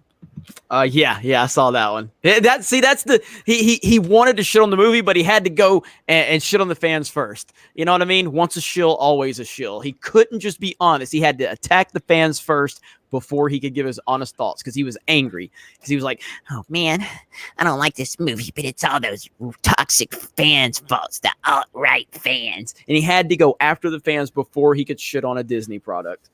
Well, the thing is, like, I have the ultimate answer for him. He's like, the fans ruined Star Wars. My answer, did we make the movie? Exactly. Did I write it? Did I direct it? Did any of us? No. You know who did it. Their names are credited. They ruined it, not us. They drew first blood. Thank you. Ace. Let's see. Hoik Gak says, High Council begins. EVS. Jer Bear. We're home. Jeremy. Video. Also, Jeff was there. Love you guys. I was talking to Jessie a couple weeks ago. She goes, every time Jeff is like, video, every time. I'm like, I love it. Oh yeah, you've ruined our life. Logan Michael Anti-Funko Pop says, do you think Disney will make another Star Wars? I think Disney will stick to Disney Plus as a Star Wars platform for a long time after the Rise of Skywalker. Say that one more time. Do you think Disney will make another Star Wars? I think Disney will stick to Disney Plus as a Star Wars platform for a long time after Rise of Skywalker.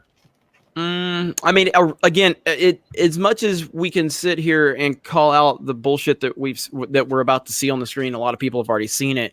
It really is driven by the box office. If the Rise of Skywalker does $1.5 billion, then they're going to move forward with more Star Wars films. If this money does $900 million, then they're going to probably take a hiatus from the film side of things. They're going to blame fatigue. They're going to blame every fucking thing but themselves, and they're going to focus on Disney Plus. So until we see what the Rise of Skywalker actually does at the box office, that's what's going to answer that question, I think.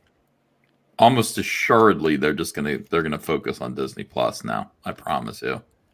That's it. Yeah. I mean, that's working. So, well, it's less of a risk too, because we don't have to talk about the same amount of marketing budget. We don't have to talk about theater exhibition costs and all that stuff. But look at it. Jeremy's favorite episode was the last one. I mean, 90% of it was filmed in one hallway. Yeah. Think about how cheap it was to film that episode. Yeah. At least the CGI looks pretty damn good, though. Like, it looks movie quality. Like, the X-Wings at the end and stuff. Yeah. I mean, it doesn't look cheap. I'll give them that. To me, this is like what George Lucas wanted to do, 10 years ago? Do you remember how he wrote all those Star Wars scripts for TV? Or at least heard the rumors? Mm-hmm. And how he just didn't have a budget or a platform yet? I'd like to imagine... the Mandalorian was something they wanted to do back. Not exactly it, but something they would have done. Because I think they talked about more of like a Star Wars 1313 vibe, the seedy underbelly of Coruscant. But each episode would cost like $100 million or something. So, I don't know. It's just, it's sad that we're in this state, but it's part of it. It's part of the process. Asa says, I'm not happy I hate Star Wars. I'm sad because I do. Fair point. Very fair. Mav Rocket says, all hail the High Council. Jeff, EVS, and Jeremy back again. Spoil the shit out of this movie. Hashtag hail Doomcock. Hail Doomcock. Mikey Gussler says, hey, Jeff, I heard at times you almost got into a fight at a Last Jedi screening. Can you give me details about how and why this fight started? I'm curious. Well, it almost happened. So, like Jeremy and Ethan, I saw the movie, and I was blown away with how stupid it was. And I looked over to either Kendo or one of my friends that are local to here. And I was like, wow, I cannot believe what I just saw. And I started talking about how dumb the Space Horse allegory for animal abuse was. And this guy behind me goes, I don't know, I liked it. And I looked at him, I said, if you want to say something, say it to my face and stop being passive aggressive. And then he shut up, and that was the end of it. But yeah, I was ready to go. Fuck that movie. So, yeah. What else are we looking at in regard to this? I mean, we've covered the box office predictions. We've covered the Rotten Tomatoes score. And the cool thing about all of this with this movie is like every tactic that Disney could play, they have played previously, and we've been able to see through it. So the Rotten Tomatoes stuff with Captain Marvel and The Last Jedi is an old tactic that everyone sees through. The box office sweetening. Remember, we can't really prove there's Captain Marvel. There's all the reports. We don't have anything like that. But then there's also the rumors that they lied. And people are like, was it the SEC filings and stuff? People are calling that into question, like a court case. So, I mean, there's all these things out there, these questions, little dings in the armor that we're seeing with Disney Star Wars. So what I want to know is what's next? What do you think the number one tactic is going to be to defend this film? Are they going back after fans, or are they going to use the confusion method that people don't understand it, or what? Fatigue's going to be the thing that they use. They're just going to say that they released too many and it was too much, because they've already started that. That's what 5 Marvel movies a year though, and everybody wants more. Oh, absolutely. I mean, it's the stupidest thing ever, especially when Baby Yoda's the biggest thing on the internet. It's clearly not Star Wars fatigue. It's the fact that you guys are releasing shitty films that have nothing to do with Star Wars. But that's going to be the argument that they go with. They're going to use that stupid fatigue argument. Bob Iger has said that several times over the past year about Star Wars fatigue, that they've been dropping that bullshit for a while. All right, I'm going to tell you guys the post-credit scene that gives them an out, which I thought was clever. So, you wait for, everything. I mean, it's done that the lights were on in the theater. They waited so long. But then you see, you hear Wookiees talking, and then you're watching the last scene of the movie that you just watched. You're watching exactly the ending. And then you see it's Ichibaka, and he's shaking Lumpy, and he's asking for his helmet back. And you realize that's what's being projected in Lumpy's helmet. Like, now what he was just watching was VR. So now was that trilogy just something that Lumpy was watching in VR? Was it fake? It gives them an out. And then he takes off the helmet, and then they did a young Han Solo and Chewbacca show up for Life Day. Everybody starts to like hug, and then it ends. So it's like, was that all a dream? Was that all VR? It was really cool the way they did it, and they made Harrison Ford look good as young. So I thought that was a good way. So they might be able to just say, no, the last 3 movies were just Lumpy's VR head trip. Is I'd that the buy Lucas cut? Is that the Lucas cut? That's the Lucas cut. I would appreciate that. Yeah, I would definitely appreciate that. Have you seen all the posters that are coming out for this movie? They're just ripoffs of the old posters. Yes. It's bad. There was one that I saw. Let me see if I can find it. I saw it earlier on Twitter, and it looked. It's really strange. I don't know if I'm going to be able to find it though. But go ahead. Whatever point you were going to make. Oh no, I was just going to say, like, I've never we love, like, Ethan in comic books when they do homage covers or when they do, callback posters and stuff. But I've never watched a movie's entire marketing campaign be nothing but member berries. Like, we're looking at they've made essentially an old newspaper ad out of the new Star Wars poster because that's how they did it in 1977. Like, there's nowhere else to go. We've copied everything to a T, and now we're going to copy the posters, and then we're going to be done. Because this makes Star Wars look incredibly dumb for when they try to do something new, people are going to be like, this doesn't look like anything I've seen before, and it's going to send the wrong message because Disney started off on the wrong foot in 2015. Yeah, it's true. I mean, I'm looking right now, and a lot of these are fan-made posters that they've decided to use to market, basically, and they've been sharing them through the official Star Wars fan page.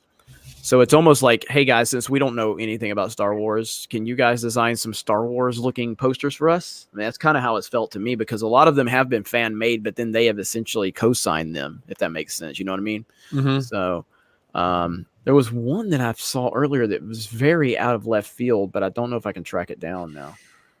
I'm looking, so I'm halfway distracted right now. So that's okay. While you're looking that up, I just keep thinking back because I keep looking at all the leaked images and stuff like that, and I just gotta wonder more about the actual Lucas cut, because he talked about, the wills and all this stuff, the microbiotic creatures and all that shit. But do you think that would have been better than what we got?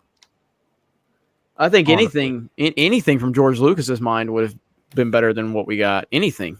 I mean, I'm a prequel defender. I'm a George Lucas defender. So I believe that the biggest crime in this entire process was taking George Lucas's sequel trilogy outline and throwing it away. I think that if you're looking for a perfect storm, if you're looking for a perfect situation, Kathleen Kennedy had it.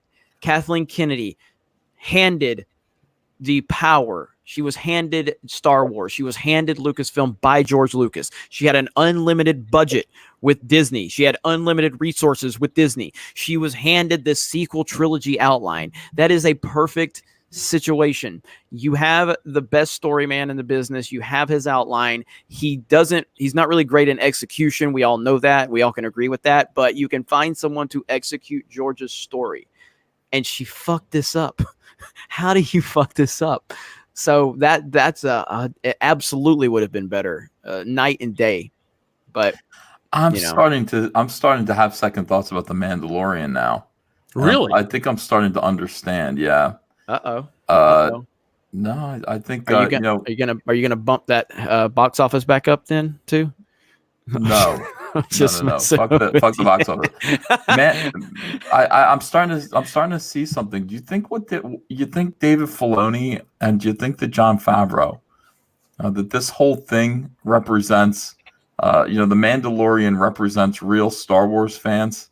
That's what the Mandalorians are. And anonymous, they can't take their helmets off. Internet people with anonymous names protecting what's left of George Lucas's Star Wars from people who have nefarious purposes and want to destroy it. Is the child what's left of Disney of Star Wars, of George Lucas's original Star Wars trilogy? Is this whole thing symbolic? Is that what this means? And what did it mean in episode 2 when the Mandalorian got mud on his helmet? Was that mud? Fuck you, Cecil. What I mean, maybe that's what this is. Maybe that's what they're trying to say. It's like, because George Lucas's ideas about going inwards and his idea of the wills.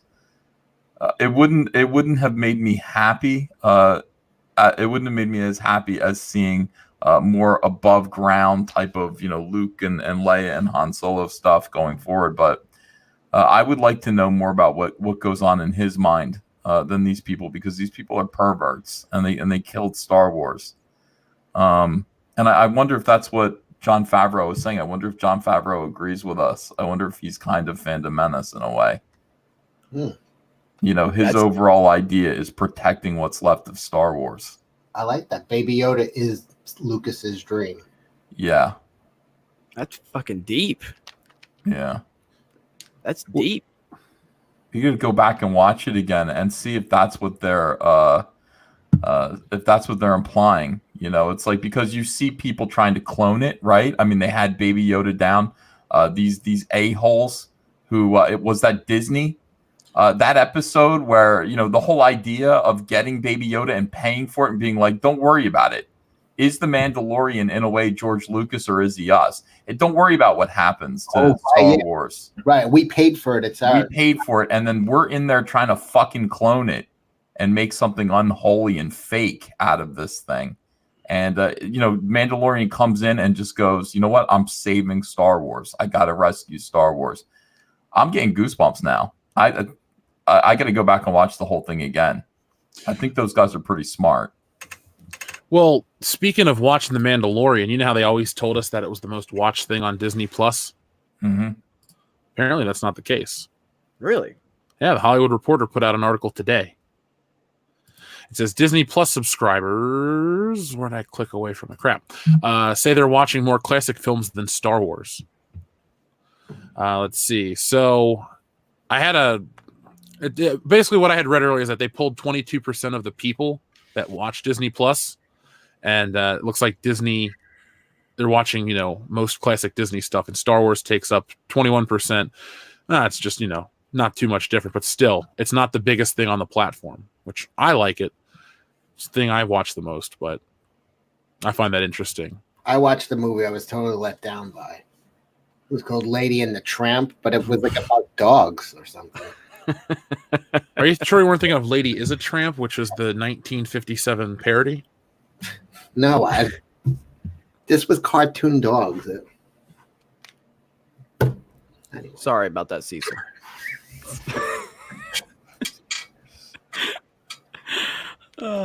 Nobody knows what to say at this point. I don't either. I'm just gonna stop. Just let me hang out there, you fucking twisted. You're on Front Street now, Cecil. Oh man, that was good. When did George Lucas have the original idea for Star Wars? Early 70s? Almost 50 years ago? Close. Yeah, I think it's 73 or 4 was when he had a draft. About 50 years ago. That's how old Baby Yoda is.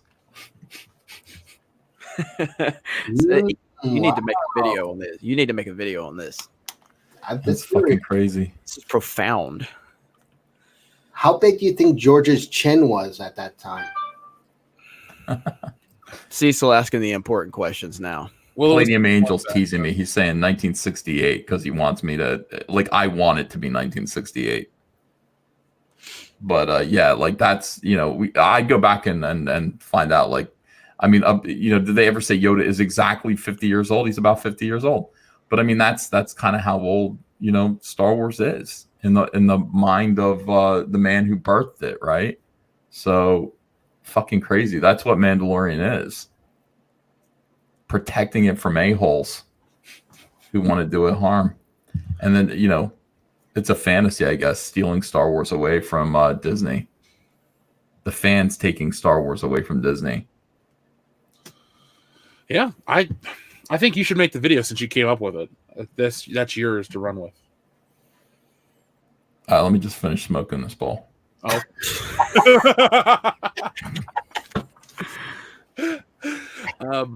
Mortal Thinker says, "Oh shit, it's the OG High Council. Hail the High Council. Hail Caesar, Jeff, and Jeremy." Thank you. Right on. So I posted this earlier on social media, and they're like, "I really wish it would just be the three of them." I'm like, that's what the original High Council meant. I don't get what the complaint was, but whatever. Dr. Coffindale says, Jeremy and Ethan, welcome back to the High Council. Quitters, seriously, good to have the old team back for one more show. God bless us, everyone. Right on. Can you believe it's almost Christmas? Well, Yeah. Yeah, I mean, tomorrow or Thursday actually is going to be my Christmas because I can't wait to go watch this trash fire and laugh at it over and over again. I get to celebrate Christmas twice this year. It's Are there so anybody watching? We got a lot of people. Anybody here from Africa? Do they even know it's Christmas there? What? Damn you, Cecil. I'm so glad we're friends. I completely lost my train of thought. No, where did 2019 go? It's been like a big year for all of our channels and stuff and the Fandom Menace. I just can't believe it's over already. I'm glad it's over. It's time for the 20s. This was a huge year for me. I got 1,000 new subs this year. Good job. Yeah, I mean, this is how weird is it that we're into a new decade now? We're in the 20s. Yep. This is the 2020s that we're in, the roaring 20s. What's going to happen? Well, Star Wars died. You know, that's what happened just before we got into the 20s. You know, it's going to be a year of Cyberfrog, Cecil. Cyberfrog movie in the 20s. I'll be there opening night. Yeah, it's going to be awesome. Can we get tickets to the premiere? Of course, yeah. You'll all be red carpet premiere for the Cyberfrog film, which will premiere at Target straight to Blu-ray. But you guys can come to Target with me. We'll buy it and we'll sit down and watch it. I'll fly out to you and we'll go to your local Target just so we can experience it together. Oh, thank you. That'd be so nice. Can we get more of those delicious cheesesteaks? Hell yeah. Jeremy's got to come over. Jeremy has not been to my place. He has not eaten cheesesteaks. He's got to do a car video and hang out. And he's got to watch that fucking holiday special. He doesn't get away scot-free. Car video. I told you guys the car videos would be changing the face of YouTube, and they have done many car videos. Did one with Cecil with legendary cab video. And we did the car video with Doomcock, which was great. You got to do helicopter videos now. I mean, you're big time. You should do clap helicopter video and then get in a helicopter and just be talking through a headset at people. Yeah, that would be the shit. Come pick me up. I'll join you. Well, let me show you this real quick because somebody, one of the fans of Geeks and Gamers, made these for me. Right here, that's a car video keychain. Oh, clap awesome. clap. But and we also have Cancel Jeremy keychain. Mm-hmm. We have Geeks and Gamers, but the Geeks and Gamers one. But he made one cab video. Cecil. Wow. Is that the Nice. cab video? Yeah, that's cab video right there. So cab video dedicated to mine and Cecil's cab video fly. Shout out to Rashid, the cab driver in New York City, for that. That was amazing. And that was such a funny video. Cab video fly. So damn good. They fly now? We did not know that was going to happen. That was beautiful though. But yeah, car videos are great. They were great. Can I show you guys something that came in the P.O. box today? Yeah. It pertains to one of our Fandom Menace listeners, and I want to share this because it is too awesome not to share. So here it is. Let me switch cameras real quick to make sure I got the right one on. Cancel. I thought you'd get a kick out of this. So we've all heard of. You still got it locked on me. Okay, hold on. I got to actually just change cams too. Okay. There we go. Oh, so yes, my drink. But you guys know Darth Vader's disembodied Chart Faust, right? Yeah. The listener. Yeah. Somebody made me. Oh shit, it's too dark. Somebody made me a Darth Vader on a burnt hot dog, so it's like a burnt wiener. So Oh my we god. now have Fandom Menace action figures of the listeners. Yeah. So yeah, Darth Vader's disembodied Chart Faust. If you're out there, you made it, man. Salvador made this for you. Wow, that's nice. Beautiful. People are saying Palpatine didn't kill himself in the chat, and No. you know, a lot of these theories are going to come around. Well, if you want to make a movie model, Darth Vader did not have a penis, right? Darth Vader did have a penis once, but actually, I don't know if Darth Vader had a penis ever. No, he did, because remember, he was named Darth Vader in that Palpatine's office. Well, I'm talking about after he took a bath in lava. That shit burnt off. Yeah, it's got to be. Has no wiener at all. None. That's why he's so mad. That's why he's like, yeah, what movie? do I care? Darth Incel. Yeah. Goodness sakes. Yeah, so this is going to be good. I'm going Thursday. Are you guys, is anybody going sooner than Thursday? I'm envious of Odin getting to go before that. Nope, I'm going Thursday night. Like I said, Odin's non-spoiler review will be on Geeks and Gamers tonight at 3:01 a.m. Eastern. Will there be swear words in it? Not from Odin. Darn. Not By the way, Odin. I got one of the Luke Skywalker action figures. Were you guys able to find one of those? Not me, but I've seen pictures. It's disgraceful. All of this. My wife was like, "Why? I'm like, because they don't care.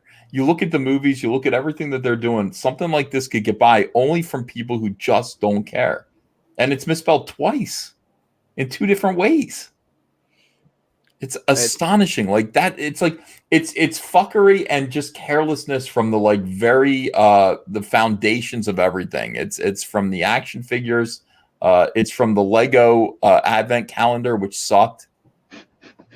I should have done a video of it. I opened my Lego Star Wars Advent calendar with my daughter. I don't know what any of this shit is. I mean, they put 3 pieces of Lego together and say it's a Star Destroyer. Fuck you. It's not a Star Destroyer. It doesn't look anything like one. Tired of it. Ruined my whole Christmas, Jeremy. I think you'll be okay, especially after your revised box office prediction comes true. 600,000. 600 million. 600 million. Just lost another 100 million. Yeah. All right. So what do we got? Super chats? Yeah. So actually, a lot of people are excited that we're all back together. So Revan, you're really muffled right now, Jeff. Oh, I am? Yeah. Hold on. Audio. Whatever you did when you turned your camera on. Are you wearing a leather mask? Just unzip the mouth part. Yeah. How's that better? Yeah. Mm-hmm. All right, cool. There we go. So Darth Revan 1231 says Palpatine looks even worse than I thought. I saw the leaked photos. Doomcock was correct. Yeah, they're bad. They're really bad. No words can describe how bad these pictures are. If you have not seen them at this point, just prepare yourself. Give yourself the lowest possible expectations, and then know that it's going to be worse than that. Yeah, sit down when you look at these folks. Just be prepared. Mm-hmm. You might become lightheaded and nauseous and vomit everywhere. Mikey Gussler says, Jeff, EVS, Jeremy, all 3 of you should go on EFAP. Hey, we could do that. They probably have a pretty busy schedule for a while. Do we want to block off 26 hours to live stream together? Yeah, I heard that. I heard that. I mean, I will. Yeah. Just asking. Dean Holfsaffel says, I just landed back in Philly from being in NOLA for a few days, and it was the right place to party when we were all vindicated when all the photos surfaced. Well, I love New Orleans. I think we all do, right? Yes. Yeah. So, yeah, I would love to be in New Orleans when these images had released because I would drink it up extra hard on Bourbon Street. Someone Jonathan said, thank you, Hurst- Jesus, for protecting Jeremy from Disney's attempt to kill yesterday. Thank you. Thank you. I really do appreciate that. It was clearly a coordinated effort on the mouse's part.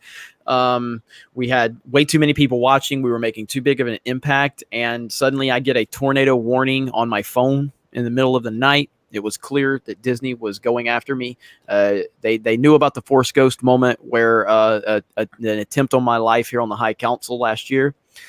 Bravely and courageously, Jeff and Ethan, when the moment that I was murdered, they didn't call to check on me. They didn't, send messages or just that Jeremy's a Force Ghost. What did you expect? Said Jeremy's a Force Ghost, and they moved on with the show, and I respect that. And that's how Force Ghost Jeremy was born. Yeah. And so Disney attempted to take me out last night, but I'm still here. That attempt on your life left you scarred and deformed. Oh no! Oh no! Yeah. No! Yeah. No! Yeah. For the sake of representation, it's got to happen. I don't want to be here anymore. I'm leaving. I want a now. microphone close up. I want to hear the sound effects. Oh god. Yeah. Like that? Yeah. Sounds like a helicopter more than anything else. Yeah. Jeremy, helicopter video. I don't want to be here anymore. I Yes, just yes, want to go. yes. I don't Yes, want. you I do. just want to go away. We tell the truth here. That's the Calrissian. Oh, that's terrible. I'm really scared right now. I just got somebody who said, you give the Fandom Menace a bad name. I liked it. I think I named the Fandom Menace. You did. yeah. You're the person that named it. Yeah, so. Do you know what Billy D was saying in that scene? What was he saying? WD-40. Works every time. Jonathan Hurst says, all three of you back? What a Christmas treat. Thanks, guys. Thank you, Jonathan Thank Hurst. you. Ho, ho, ho. Colton Box says, Jeff, I got your book in the mail. It shockingly made it through the Alaskan postal route in one piece. What's this book made of? Adamantium? Yeah. Didn't Wolverine go to... Oh, he was in Canada for the adamantium bonding process. So, yeah. Alkali Lake is where the book was printed. Darth Dula says, Bob is getting ready to fire Kathleen Kennedy. I think she's going to go. My theory here is that whatever the Rise of Skywalker does at the box office, they're going to be able to take the entire trilogy and they're going to say, oh, well, what Force Awakens made $2 billion, Last Jedi made 1.3, so that's 3.3. Let's just say it makes the 700 million the EVS predicted. That's still $4 billion worldwide for a trilogy, and that's how they're going to present it. And they're going to say, "Oh, Kathleen is after the great accomplishment of taking this trilogy to new heights after $4 billion worldwide. She is going to, graciously retire as the legend she is." That's what I think is going to happen. We can't allow that to happen. I mean, we have to keep making videos to point out that she failed and destroyed Star Wars. It's important. Yeah, absolutely. I'm not going to stop. That's for sure. No. Speaking of stop, Matt G says, I expect 24-hour Fandom Menace coverage of this historic fall. You'll get it. I'll be dropping 3 and 4 videos a day like always. So my videos die after 24 hours. They just die. I said this ever since I released the Dave Chappelle Sticks and Stones video. It got 300,000 views in the first 24 hours, and it never hit 400,000. And ever since then, my videos die. They do not go to recommended videos anymore. See, all my videos, the big ones not big ones, but a lot of them just have a long lifespan. Like, I put out this Captain Marvel video 7 months ago, and it stopped at like 600,000. It's at 983,000. It just keeps going. Like, it just won't stop. So I got a couple long-lasting ones. I need to make some Brie Larson videos. I got a Brie Larson video. A couple of them that's over 1 million. So I'll make some more of those. So. Yeah, she was the best topic. Like, people say, "Oh, you guys talk about a Star Wars." Captain Marvel was our biggest one, I think. Actually, mine was Game of Thrones. Actually, that's where I saw my most growth on Geeks and Gamers was Game of Thrones. I know you guys really didn't, watch it or anything, but Game of Thrones, and for Gary and I, Game of Thrones was gold. I mean, that one night, Gary and Doomcock were live streaming on Nerdrotic. They had 25,000 people watching, and I was streaming with Mahler on his channel. We had 20,000 watching. Wow. At the same time. We were live streaming. It was insane. So, well, we had 5,400 tonight, so I think that was our record. So we got to get 28,000 people watching the high count. Of course. Yeah. It's got to be like it was the Game of Thrones season finale is why. I mean, it was being searched like crazy. People were losing their minds at how bad it was. So I think, there's going to be a lot of live streams Thursday night that are going to be pulling a lot of traction. So yeah, I'm excited for it because I have a ton of shit planned. Yep. I have fucking costumes bought for this live stream, so it's gonna be fun. Daniel says Disney Star Wars is like when a celebrity starts a business thinking name recognition will translate to success, but their product is mediocre. Bleh. So we're talking like the Hulk Hogan Postomania, or basically everything that's not the George Foreman grill. Oh, there's the ice. Frank Hernandez says, Jeremy, Uncle E, Jeff, and Cecil, I'm telling all of my friends in Manila to avoid this trash fire of a movie. Hashtag Solo Lost Money. Hashtag the Fandom Menace. Frank, thank you. Jake says, best thing about this movie is killing J.J. Abrams' career. Also, how can it be about gender equality when even the men working on it are bitches? Cecil, there's an updated image for your avatar on Twitter. Atomic Artist tagged you in it. I think you should change yours to that. Okay. Vestigial Twin Wink says, for old times, get the ice clinking in the glass, Cecil.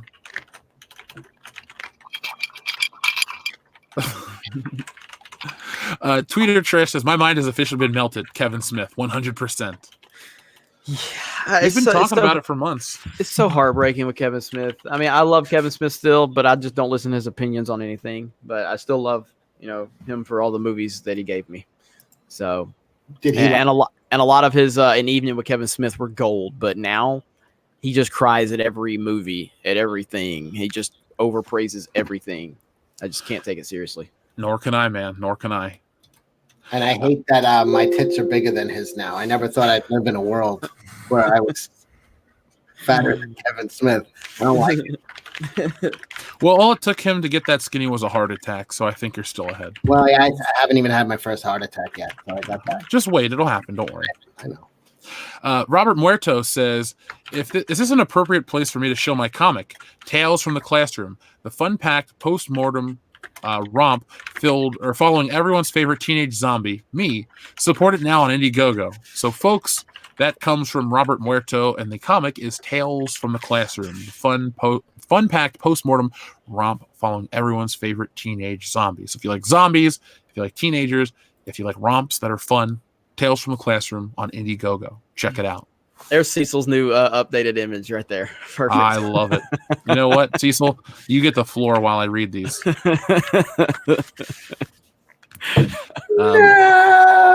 I thought you were going to go, nerd! I love that movie. Anyway, Hoik Gak says, lesbian kiss, easy to edit out in China and considered safe gay in U.S. Fucking crafty, Disney. And now Cecil is here. Ooh, dee lally.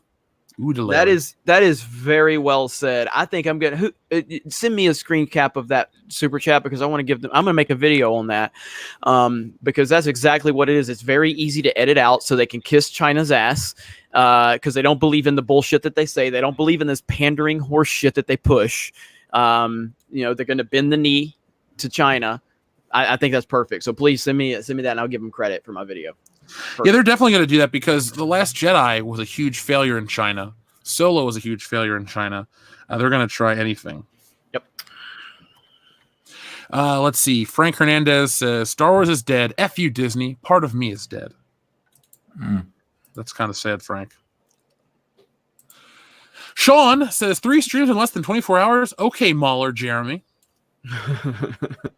Hey, I did do a 24-hour stream once on Geeks and Gamers. That was New Year's last year, right? Wow. That was for my 100K. We raised money for charity. I'm thinking about doing it again. Everybody wanted me to do it when we hit 200K, but I don't know. I don't know when I'll do another one. That kicked my ass.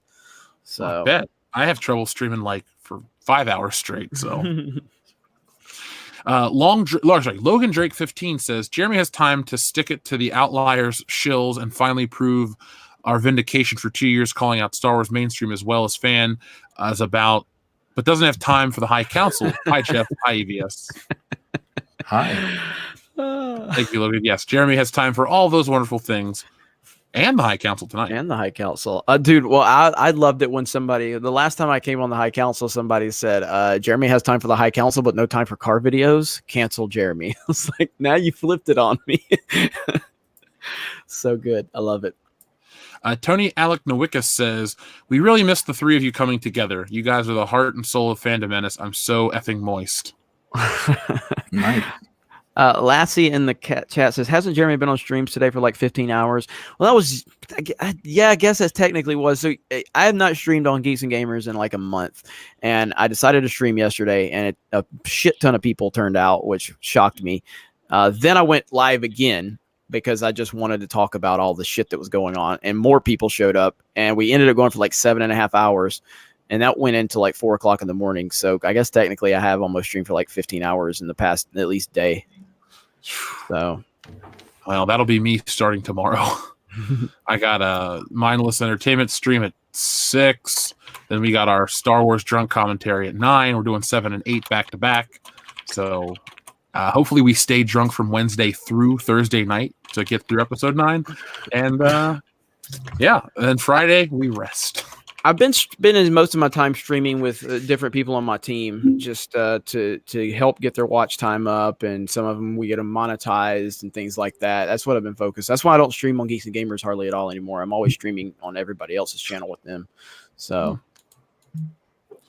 not a band account says. Oh, by the way, people in the when I posted on social media earlier, people were like, "Can you guys get over your differences and get back together?" I'm like, "We don't have differences. People are just busy." Like people love to post that we hate each other. I've been to Ethan's house. We hung out. There's no hate. I know. By the way, Ethan, apparently you have a live stream set on your channel, and 200 people are waiting for you right now. I thought I canceled it because because of the High Council. Yeah, it's. I just checked, and yeah, you do have a. Yeah. Boomer Van Skyver. Yeah, I hit the BBS. Yeah, there's 270 people waiting. Oh my god! All right. Hey, wait. There's somebody. They're talking about me in your chat. Phobic Zeno says Jeremy just pretends to care about Star Wars for clicks. EVS is the real problem.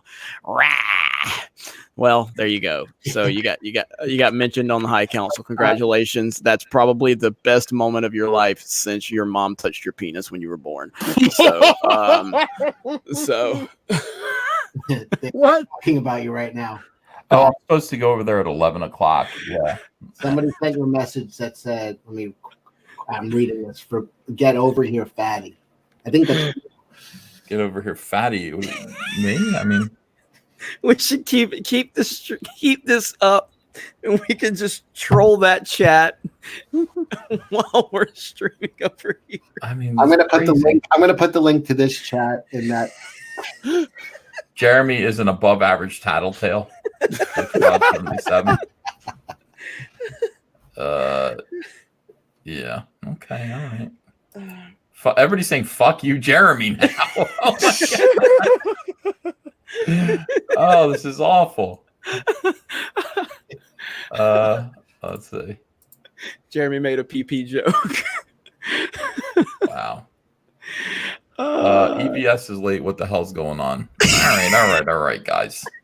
This is the real stream. I'm stream sniping my own stream that I'm not at. Damn it. Okay. All right. I don't know what to do. What do we do now? Leave it going. Leave it going? Yeah, leave it going. I went up from 268 to 310 now. Oh, shit. They're asking for can you just give them a video of the chair? The chair stream? I don't can I do it? I mean, I don't. No, your internet will flake out if you're on. Why don't you stream here and there? How do you do that? I don't know. You figure it out. Get it on your phone. Do it on your phone. Do it on my phone. That's an idea. Hold on a second. While you do that, let me read the next one. You're gonna crash both streams. Is what's gonna happen. Oh God! Jeff just got it up to the part of his super chats where I got on the council. That's how far. Yeah. People just. Well, this one's for Ethan. It says, Ethan, from Robert Muerto. He says, Ethan, I'm a big fan of your comic Super Frog, so much that I'm willing to lend you my platform to help boost its middling success. Holla at me if interested. Thank you. I will. That's that's Boomer Van Skyver's Super Frog, available on Robert Muerto's platform. Gerard Weaver says the High Council, as it should be. Thank God Ryan Johnson and his garbage, since it gave us EVS, Jeff, and Jeremy. Glad you're here too, Cecil. Oh, thank you. Glad to be here. Tweeter Chest says, I personally congratulate Scott Mendelson for allowing us to all hear his truth by providing us with the most honest and concise review of his career. I'm talking shit about myself in your chat now. I just said Jeremy only cares about views and clickbait. He makes low quality content. Somebody wrote, fucking Ethan. It's like watching a substitute teacher work the VCR.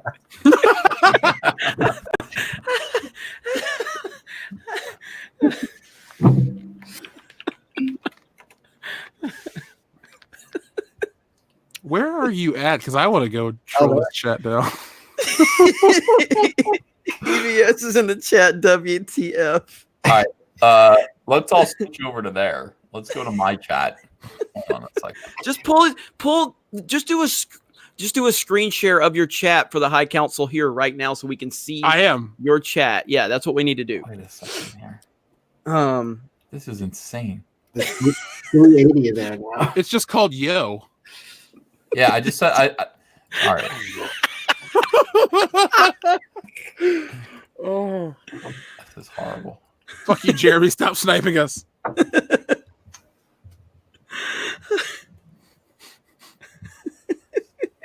I am not only 3 feet tall. That's a lie. How many broadcasts? Hey, somebody said the super chat.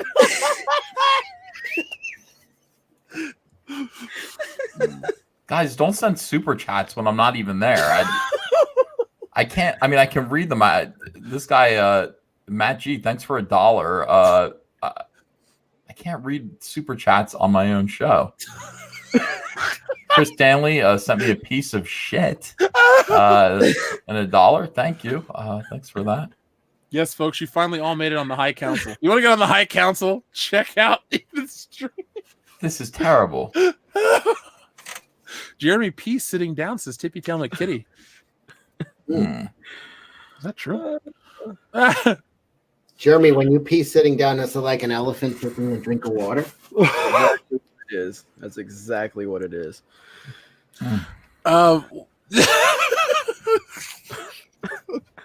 Oh my god! There you go. Geeks and Gamers sent one. This is the worst day of my life. Whoa, super chats are coming in. You are not my supervisor, says Jason Stevens. Geeks and Gamers, $10. Thank you. Where's the pie? Darth Dula, $1.99. Hey, you. Oh my god. Jabba the Cuck says he just unsub. Don't unsub to my show. Garrett Townsend says you can always depend on Ethan for $2. King of Charis, Inception. I'm in 2 places at once. I mean, you know, this is a nightmare. What's that one say? I'm bad. Oh, This is absolutely terrible. Our friend original Star Wars fan says Jeremy has time for the High Council. This movie must be bad. That's true. Now we have to read super chats for 2 streams. Yeah, Blue Blood 7. Ethan, you want to go tit for tat? You do one, I do one. Do one what? A super chat? You read one, I'll read one. I mean, I don't know how many super. Oh my god! Dude, they keep coming in. You missed one. One said cancel. Okay. Yeah. So thank you, Grand Admiral Thrawn, for 99 cents. Dragon Lord Jeremy says Pie Man is bad. Stephen Brown, EVS has dementia. He's in his own chat. I know. I don't know how to get in. Paulie Murr says Cecil's my father. Tell him to come home. Force Ghost Fabio says I waited 9 hours. EVS. James sends me $1 and a piece of shit. Oh, this is terrible, terrible. Logan Michael anti-Funko Pops. I'm disappointed, Ethan, but he sends me $10. You don't have to send me $10 to let me know you're disappointed. That sends a mixed message.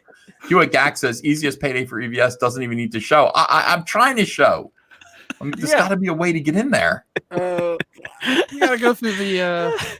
There's got to be a way. Hold on, that I can do both shows at once. Well, you look into it. Blue Blood 71 says, have my ticket money. Disney isn't getting it. What was the damn point of this trilogy? We are literally back at the start of Return of the Jedi. Only changes, instead of Luke, we have Mary Sue Ray, excuse me, and our favorite characters are dead. F Disney. Yeah. Oh man, we have a combined 5,000 people still watching between both channels. So. Oh. Unlimited power. No, but Blue Blood, thank you very much. Yeah, we do basically have a copy paste version of Return of the Jedi. Ewoks, Desert Planet, Jungle Planet. You name it, it's going to be there. We even go back to the Emperor's throne room, and the Emperor himself is there. So, If there was ever a night we could get Mike Zero, it should be this night. We should be we're pulling together two different powerful channels. We're trying to summon the greatness of Mike Zero. Do we have a way to contact him? No, but Drunk 3PO has been spamming the hell out of him in his comments and on Twitter. He's even been spamming the 3 people that follow Mike Zero to try to get someone to tell Mike Zero to do a video with him on Geeks and Gamers. So, all right, let's see here. I think I got it. Ed Chimera says, "No plot, no problem. That's how things work in Hollywood now." You're correct, Ed. That is how they work. Terminator, no plot, no problem.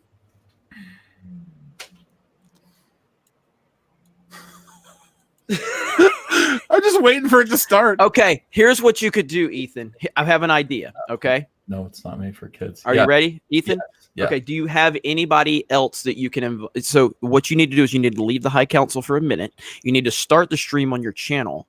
And then if you can have anybody else on your channel that you can bring in, and then you can leave and come back to the High Council while someone else is in your chat reading your super chats. No, I'm actually figuring it out now. I'm gonna go live and I'm gonna simultaneously stream. Hold on a second. Studio mode. No, I don't want that. Settings. Yeah, I think I can do this. This is going to be amazing, and it's going to be a lot like Live Aid in 1986. This is going to be a simulcast. All right, let's see. I'm proud to be a part of that. Yeah. This is revolutionary, and everybody's going to be very impressed with this. Let's see. Start streaming. Yeah, AIDS was really big in 1986. All right, let's see. Start streaming. I'm live, evidently. I think I'm live. I am live. There you go. So, there we go. All right. Unmute. There you are. There you are. Stream started soon. Here we go. Why isn't this working? No, but I like your animation. Thank you. Why can't the camera pick me up? Hold on a second. Wait, is it this one? Is that one? Hey, I just got an email from YouTube. Comic Artist Pro Secrets is live now. Yo. Wait a second. All right, so Hey, what is this? We got problems here. All right, so you can hear me. No, I can hear myself 3 different ways. I'm trying to figure out. You're live on your channel. Talk. Well, I know I'm live. I hear myself, but I don't see myself. Send me the link. Hold on. All right, let's just do. We'll just do. The chair stream. All right, so there we go. So we're just gonna do a chair stream tonight.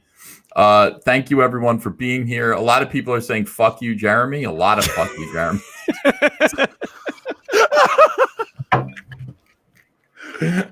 Wait, how do I hear myself? Who? Hold on. Oh, I want to mute myself. I got it. Mute. Okay, good.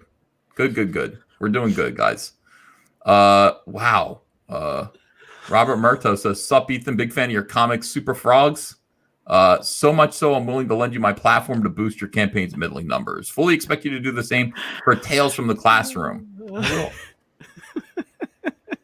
I mean, this is I got to do a simulcast chair stream. All right, so everyone's excited about the chair stream. Now, all right, now get back to oh, look, we're simulcasting on okay, so you guys can watch my stream. And this is crazy. Swinging cod.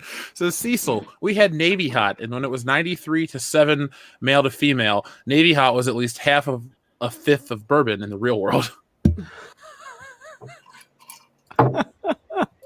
I might be Navy Hot. Taker 610 says, "Damn right, Ethan. Where's the plot in Mando? Poor man's Firefly. Liked Clancy and Bill in episode 6, but damn, the rest were annoying." You guys are getting way bigger super chats than I am. You got a $30 super chat. I did? Yes. Dude, I'm reading super chats from 9:33. It's 11:21. I'm trying to give everybody the proper time.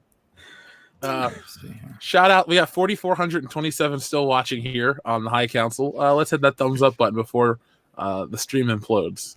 This is crazy. People are subscribing to my channel, though. Thank you. I mean, that's great. Subscribe to Comic Artist Pro Secrets. All right, let me read some super chats if you guys don't mind on my stream. Hail the High Council says Casey Jones for $2. Thank you. John Maciel says cancel Jeremy for $2. Garrett Townsend says you can always depend on Ethan. Thank you. It's so true. King Achara says Inception, I'm in two places at once. Grand Admiral Thrawn for $1 gives me an upside down smiley face. Dragon Lord Jeremy says Pie Man bad. Stephen Brown says EVS has dementia. He's on his own chat. Polymer says Cecil's my father. Tell him to come home. Cecil? I'll be there. Yeah, you got to go, dude. I'll be there soon, son. Yeah. Bruce Lombardo says, someone give EVS the complete series of The Wire. I have it. You have a ton of DVDs and Blu-rays. Yeah, I do. The Fixer sent in 2. He says, my old man still refuses to accept that this will be bad. It started being sad because I think he's in despair over his childhood dying in front of him. The more I think about it, the Disney Star Wars trilogy should be an SCP from the SCP Foundation. Just so baffling that things turned out this way. Yeah. Darth Fatass says, how big is Batista's peen? Is it bigger than Jeremy's above average peen? You want to show it? Show Batista's? Don't show your penis. No peen. No, mine. I can't do that. I can't do that because there's way too many people that would be offended if I show. You got an $84 super chat. What the fuck? People are comparing. Okay. Oh yes. My gosh! Thank you, Force Wooster. $84. He says it's been 84 years. Better. Thank you. Jag says, sell Star Wars to Warner Brothers, get Takashi Miike to direct. David Milch for story, fights by Guillermo Grispo, music by Ennio Morricone, Larry Fong on camera. Getting big super chats now, guys. Seems like a cinephile's wet dream there, Jag. Camara says Ethan has diabetes feet. EVS has an above average super chat. Yes, I do.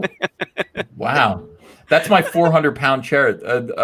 People like to look at it. That chair literally does hold 400 pounds. That's why I got it. It said, this chair will support gentlemen up to 400 pounds. I said, that's good. If, I don't know, somebody wants to come over and hang out, maybe two of us could sit on this chair and it would still. All right, fuck, I'm almost 400 pounds myself. Chair barely holds me. Oh, man. When I was there, I tried to sit on your lap, and you went, whoa. Yeah. I was like, be careful. Yeah, I saw it. Master Clockwork says, Mandalorian makes the mistake of presenting itself as a serial, but it's written episodic. This makes the show disjointed and mostly filler. Yeah. Logan Michael Anti-Funko Pops gives me $10, says, I'm disappointed. Hewitt Gack says, easiest payday for EVS, doesn't even need to show. J. Pat says, High Council stole my Pie Man. Camara says, Pie Man has bitch tits. Nard says, are you not entertained? King Artura says, this is why the High Council is best with the original 3. I love these two guys, not Cecil. But I love these other two guys, Jeff and then Jeremy. You guys should know that. Jeffress Tickles says, Boomer. There's a guy named Jeffress Tickles now. Yeah, I got a fake account. Cecil, I do love you. I was lying. Oh. I was trying to hide our affair. It's a Trap Production says, this is more exciting than Rise of Skywalker. Captain Liberator says, why have you abandoned us, Ethan? I'm weeping. Liquor Jim says, this is the most profound stream since the chair stream.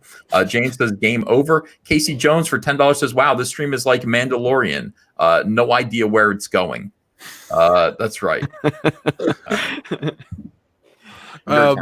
Let's see. Pugnant says, what's up, boys? Well, Pugnant, a lot's been going on.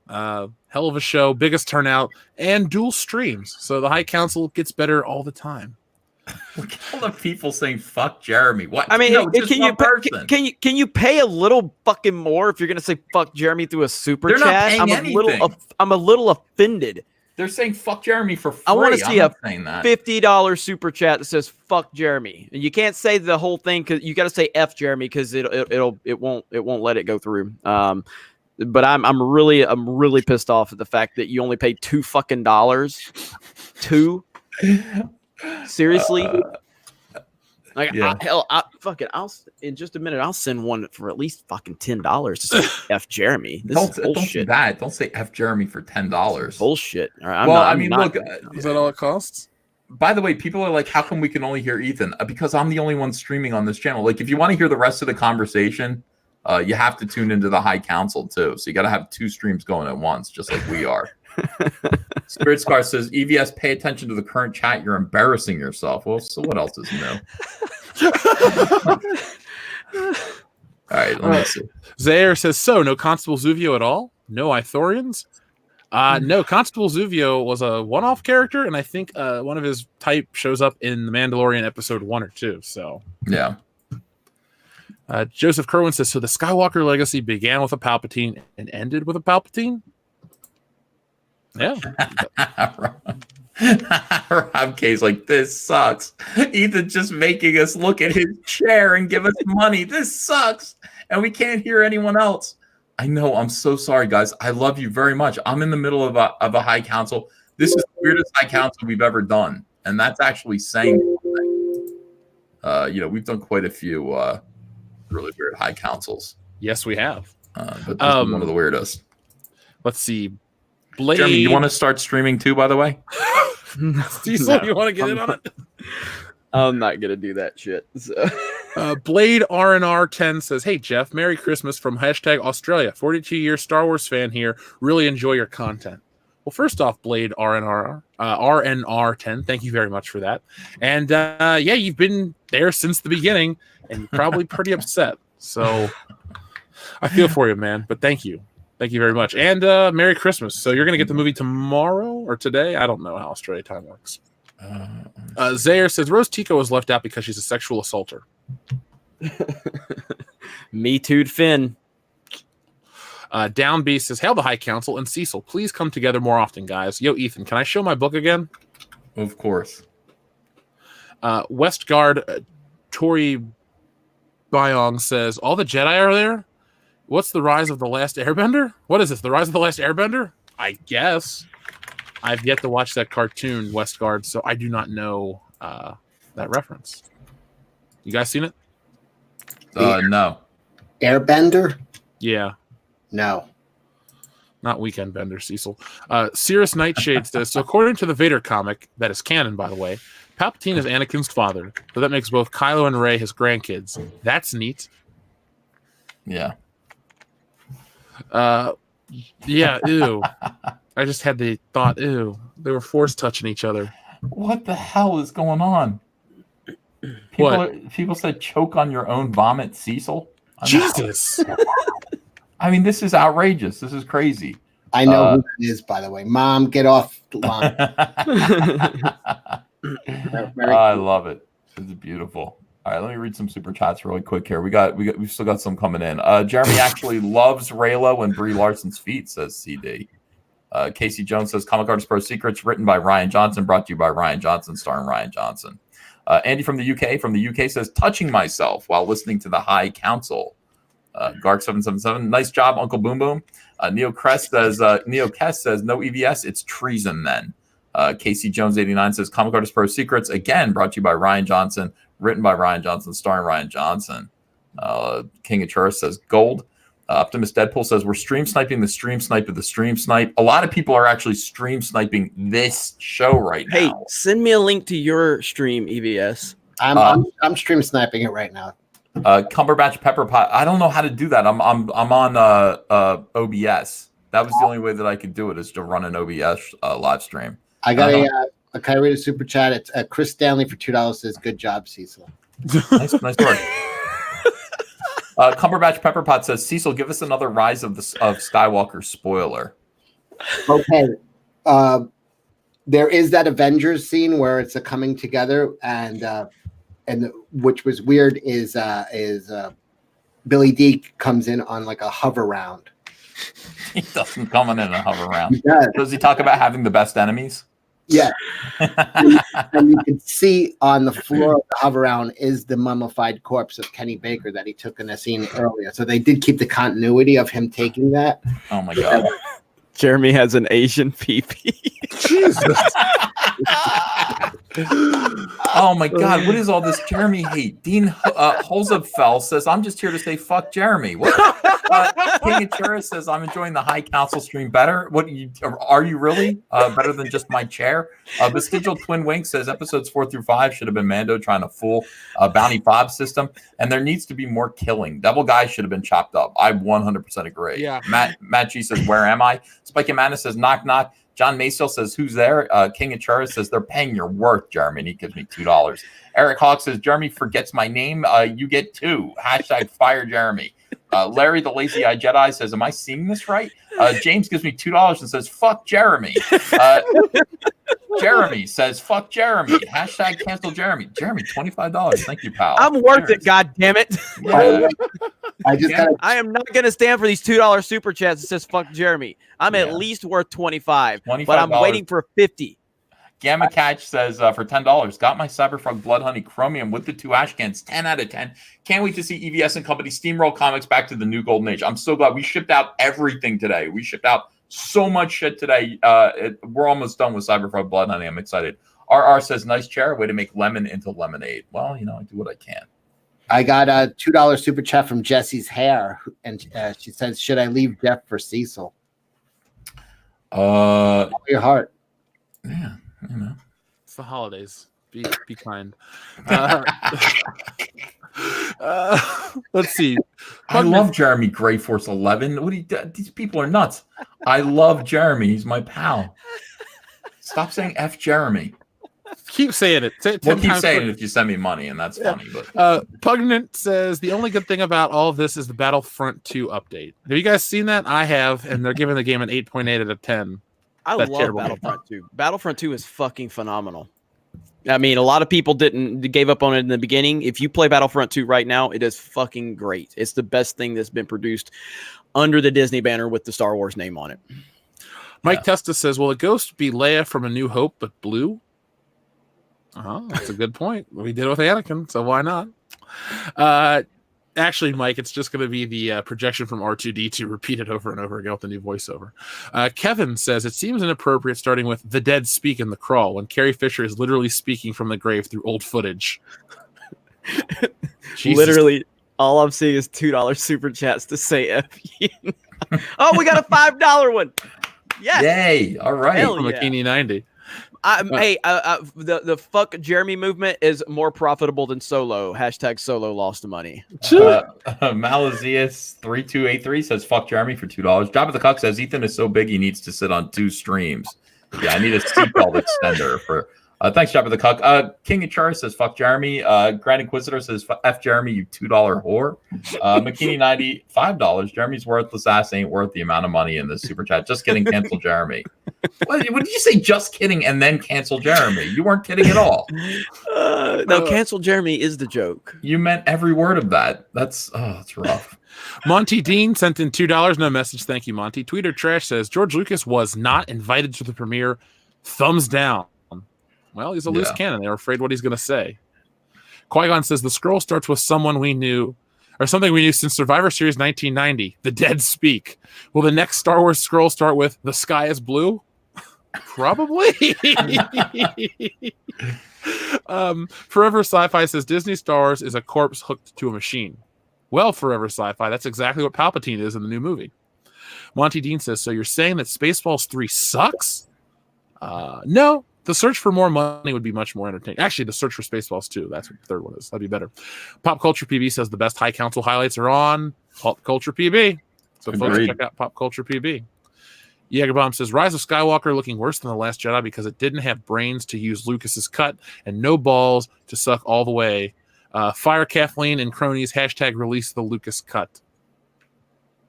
Ethan, what you got? Anything new?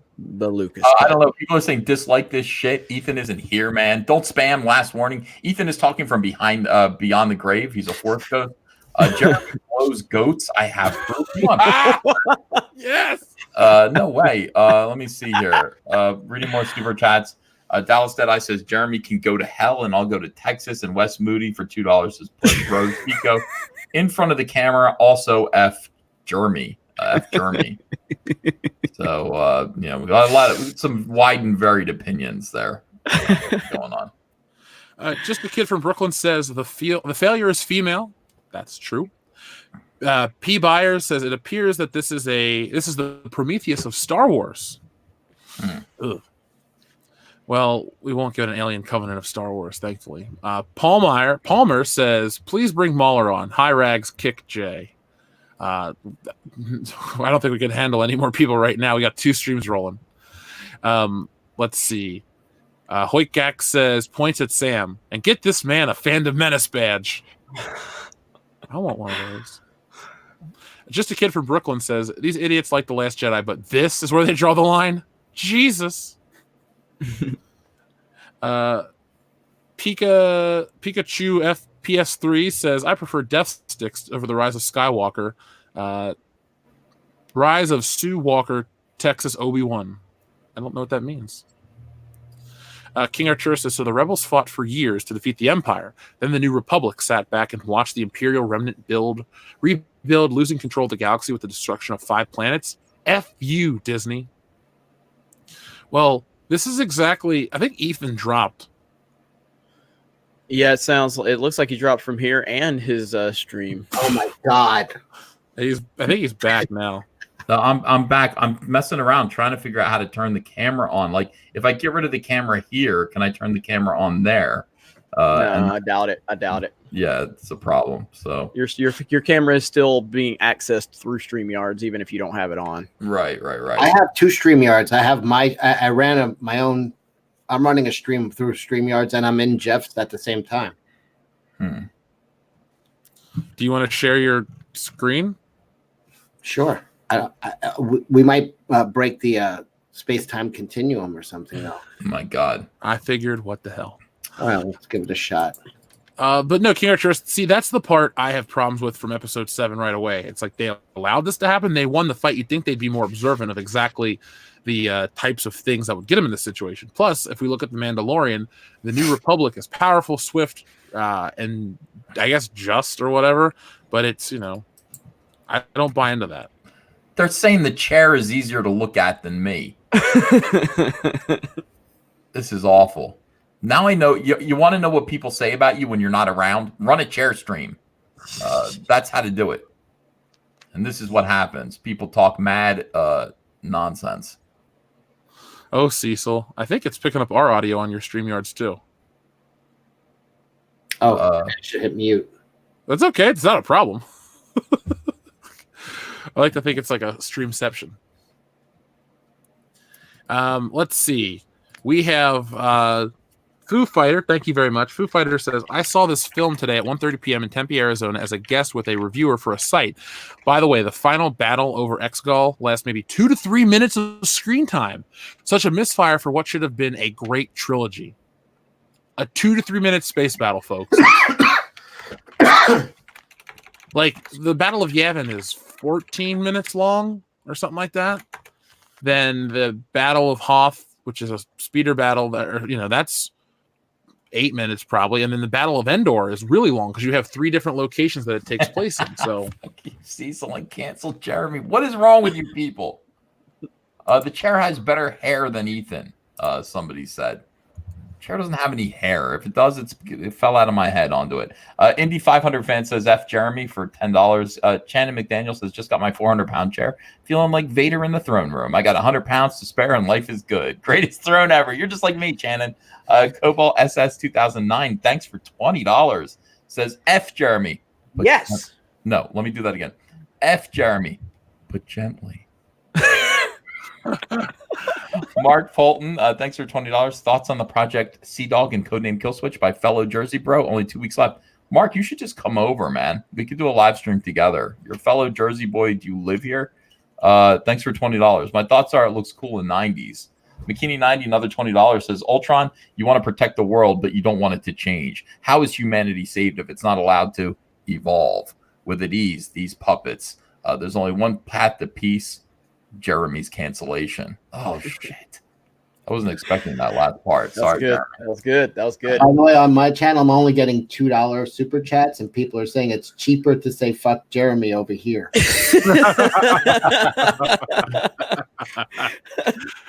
Chimera says, I'm surprised that Disney doesn't just use the Lucas cut. Then if the movie bombs, they'll blame George Lucas. Oh, so great. I love it. Silver99 says, I posted the hashtag release the Lucas cut on Doomcock's video earlier today. LOL, great minds. Cecil's son says, why have you forsaken me, father? Yeah. They didn't have my cigarettes at the place I went the first time. I got to go to Texas. Matthew Eugene Rosa says, hashtag research flat earth, hashtag fandom menace always wins. J Hand 04 says, Lucasfilm kiss-ups will find a way to boost the Rise of Skywalker. Death Ray Bargain Bin says, hashtag release the Lucas cut, i.e. hashtag sequel trilogy special edition. Can we CGI everything with anything else? Douglas Loudon says, just watch The Expanse. I will. It's in my queue on Amazon. I want to watch it. Grimjoy says, what's the difference between Christianity and Disney Star Wars? Christianity has prophets. Ronan Blade says, time for the Broom Boy trilogy. One day. Lightning Lord says, Disney plus Star Wars, Dr. Aphra is in production. I heard about that. Have you guys heard about that? What is this? Dr. Aphra, she's a comic book character. I think she's fake. Yeah, I hope it's not real. Fake comic character, SJW like just all of these. She's just SJW. She sucks. They're just I got her action figure and cut it. I guarantee they're going to be making that. They're going to try to make that happen. Guys, you can hear who I'm talking to if you tune into World Class Bullshitters. They were simulcasting the High Council show with Cecil, World Class Bullshitters, and your boy Jeremy. So make sure that you tune in for that. Let's see. Grimjoy says, what's the Sith Lord's favorite breakfast? Darth Taters. Yes, I did put more thought into this than these Disney did with this trilogy. Comrade Commodore says, I'll be listening tomorrow for work. Glad the band is back together. Tom Brady sucks. Flex emoji. Slice and dice, Jebs. Slice and dice. Hugo from Uruguay says, suck it. That's not nice. Right, well, I have a joke to read also for $2 from Inquisitor. He says, I wish my grass was emo, then it would cut itself. Mikey Gussler says, EVS, come to Ohio and have some Five Guys with me. I don't know. Why don't you come to New Jersey and we'll have a couple of chicks. Dragon Lord Jeremy says, a pox on Jeremy Prime and Epstein didn't kill himself. Mikey Goosler says, read my $2 super chat from earlier. Shannon McDaniel says, my chair is much more badass than that tiny thing. King of Chart says, EVS has an above average chair. Dean Hosefeld says, I live like 20 minutes from you. Where is your go-to for cheesesteaks? In Philly, it's Jim's. In Jersey, it's Lee's. F Jeremy. Why does everything say F Jeremy at the end? All right, so I'm not gonna go live on Geeks and Gamers, but I will upload a video right now. So bam, I just made it public, so we're good to go. So I uploaded a video. I just got a $2 super chat from Zoe Quinn. She said, Cecil, come to New York and have Five Guys with me. My go-to place is Gitano's, and those are the cheesesteaks that we had at the party. Gitano's cheesesteaks, incredible. Yeah, those were better than the ones I ate in actual Philly. So, yeah, they're pretty good. Yeah. Let's see. Silver99 says the post-credit scene is a sausage party style orgy. Pikachu FPS 3 says fatigue, money, wife supreme, 10 out of 10 equals Disney tactics. Or wait, okay. There's nothing to say. Douglas Loudon says Star Wars died with The Force Awakens. I just let it go, reread the old novels, and watched the first 6 movies. Sounds like you're gonna have a good time with that one because you won't have the frustration of The Last Jedi, which I'll be watching tomorrow at 9 p.m. here on the channel. We'll be doing a double feature: Force Awakens, Last Jedi, drunk commentary. I don't sound excited because I'm not, but whatever. Palmer says, thanks to the Rise of Skywalker, Kiss Ray has now tasted Lena Dunham. Ew, from Girls. On that. Brian Snell says, roll Tide, roll. 10 and 2 is better than 9 and 3. Do you think The Mandalorian will get viewership up if Boba Fett shows up? Oh, absolutely. If Boba Fett shows up, it will get a temporary boost. But I don't think it'll be a long-term benefit for him to do that. No. TLJ Screwjob says 3 movies of George Lucas taking a shit would have been better. Ah, It's not wrong though. Guest 5 says, I don't buy into that theory, but the mud could represent the poop thrown at the real Star Wars fans. Stephen Brown says, John the Favreau-Lorian and the Lucas Star Wars baby, mind blown. That's some good weed. I'm going to do a video about it. We'll actually go through and see if my theory holds up. I think it does. Guest 5 says, I don't... Oh, you read that one. Let's see. Darth Julia says, wow, my mind is blown. I like this theory. In regard to your theory earlier, Ethan. Oh, yeah. King Artura says, I'm already getting bored with The Mandalorian, but I enjoyed the I wasn't a stormtrooper wise ass. Yeah, that was funny. Yeah. I like Bill Burr. Mm-hmm. I enjoyed him. I thought he did a good job. I was surprised how good he was, actually. And having him in the show and having a prominent role in an episode is, I mean, it's you got to give him credit for having someone that doesn't have the PC talking points and doesn't follow the narrative, because that's Bill Burr. So also, they didn't kill those guys, or he didn't, because he's building a rogues gallery. He needs villains. Yeah, you can't just kill everybody every week. He's got to have. They're going to come back. Obviously, they used big names. That was Clancy Brown and Bill Burr. I don't know who the chick was, but either way, it's well-known actors. So those guys are going to definitely be recurring characters. Wants my chair. Let's see. Manic Boy Production says that Mando theory is why we follow EVS. Amazing. Yeah, we're gonna make the video. Let's see. Hey, I see all of you making comments on our most recent upload. Appreciated that. Can you It's a guys hear Josiah the high video. council now in my chat? Can you guys? Because what I did was I unplugged my headphones. Can you hear the high council? I want you to hear the other guys too. Yes. We'll talk now so they can see if they hear it. Yeah. If you can hear it, cool. Mikey Gusser says, Ryan Johnson says catering to the fans rather than challenging them is a mistake. Article from IndieWire. Screw Ryan Johnson. Yeah, he's Johnsoning everything up, so I don't listen to what that man says. JM says, I started to lose faith in George back to Jedi. If I was king, I would have given Star Wars back to George, but then his cut is probably still better than what we got. The George cut would be better than what we got. Yes, everything would be better than what we got. Yeah, literally everything. I just say that it's better not hearing it. You can barely hear Jeff. Jeff, speak up louder. Hello, Internet. Yeah, there you go. Beautiful. The original Yoda was supposed to be an actual chimp painted green. Yeah, that would have been terrible. That would have been great, because they get violent. If they imagine they ate someone's face. I don't think Mark Hamill could have handled it. Grimjoy says, question for Cecil. If Baby Yoda and Baby Groot were to work together, could they tell me how big Batista's dick is? Yes. But judging on his relationship with James Gunn, I'd say yes. Darian217 says, Twitter now trending in entertainment. Trending, hashtag JJ Abrams is over party. 7,201 tweets. No hashtag trending positively for this movie. It's dead on arrival. Yep. King Artura says the Rise of Skywalker porn parody will be a legit better movie than Episode 9. Change my mind. Don't have to. Yeah, You're don't right. want to. Texlith Graves says Bone McCoy is taking Disney's trilogy pulse. It's dead, Jim. Kirk, was it ever alive? Lecture says, was the Brie Larson Ahsoka leak true as a ghost? It's true. That's what we hear. Ahsoka is in it, like her voice anyway, right? Correct. Yeah, Ashley Eckstein was looking amazing at the premiere.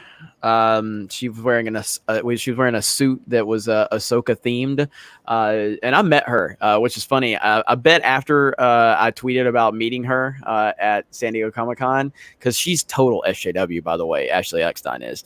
I bet people were like, "You shook the hand of a toxic fandom menace male. Do you realize that?" I'm sure she heard about it, because my tweet got a lot of attention.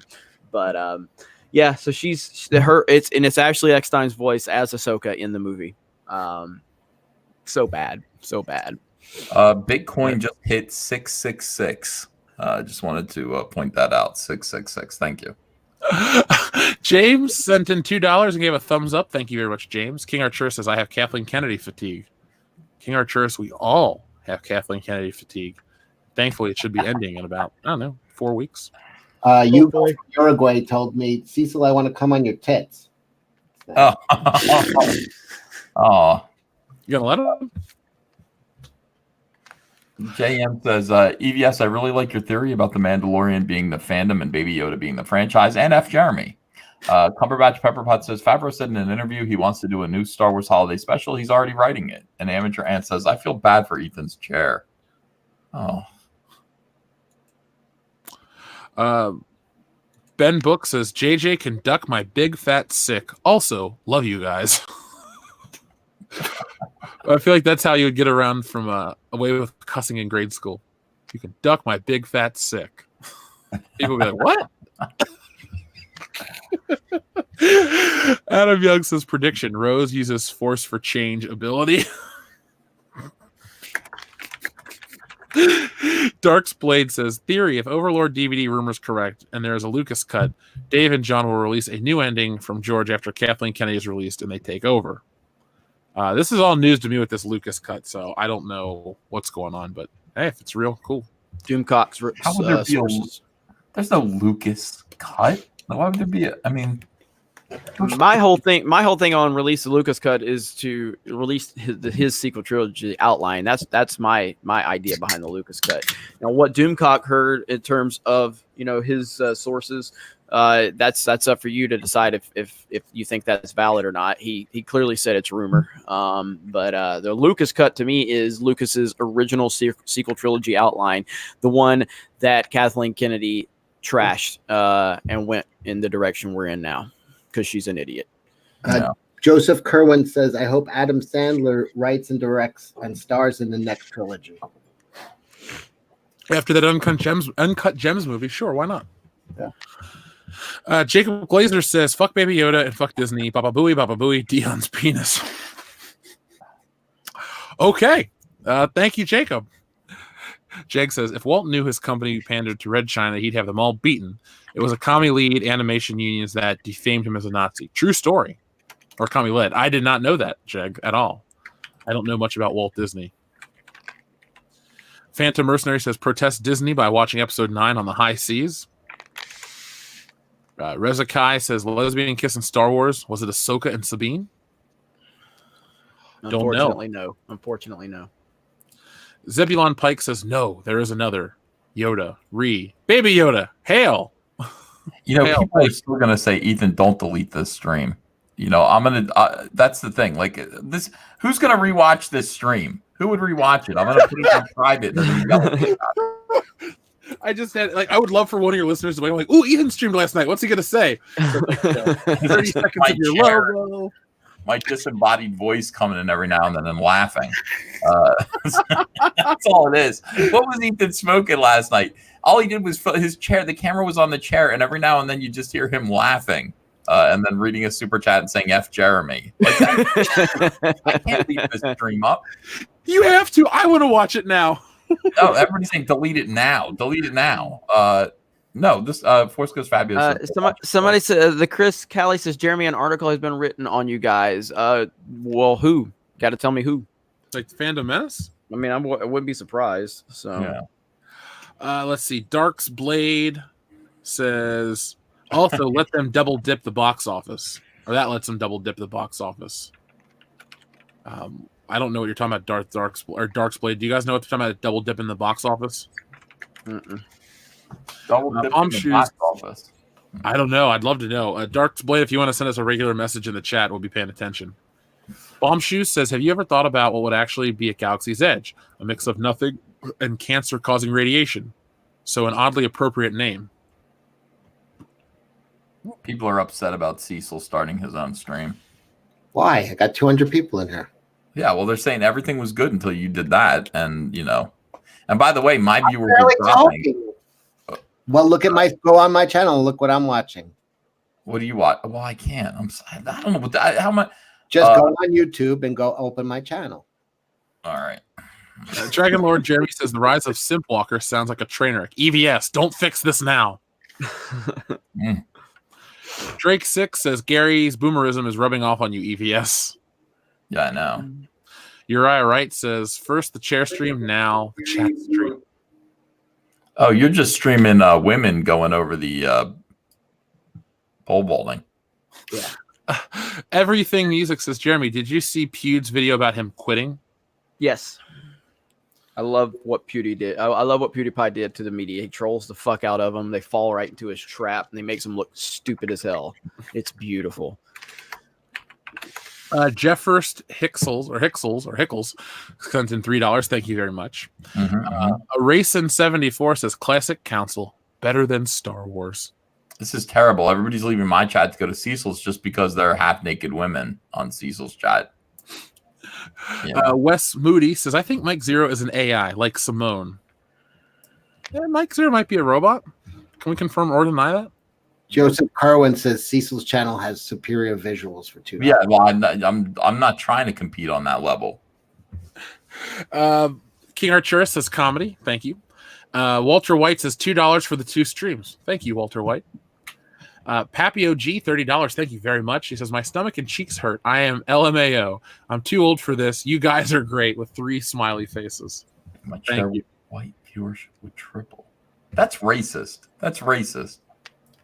I have racism right now. Liquor Jim says, donating 4 times as much to High Council because it's easily 4 times better than EVS's stream. Proud to not be watching the new Star Wars. What? Liquor Jim's right about everything.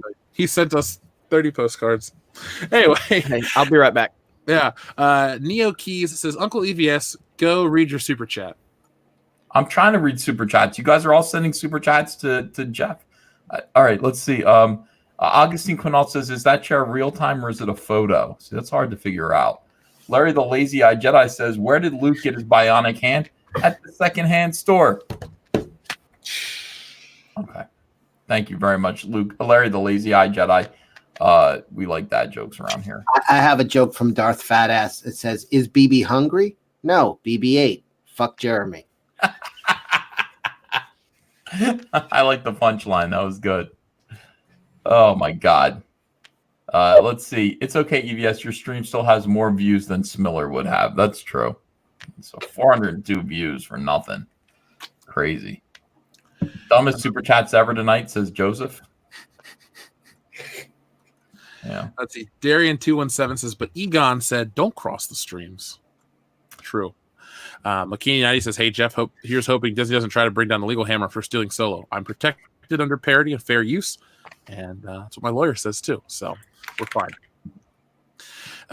Ann Peak says, I have never watched Disney Star Wars. I am pure. Yes, you are. Remain pure if you can. Jacob Kaiju says, so is the honest teaser of The Rise of Skywalker sounding better than the actual movie?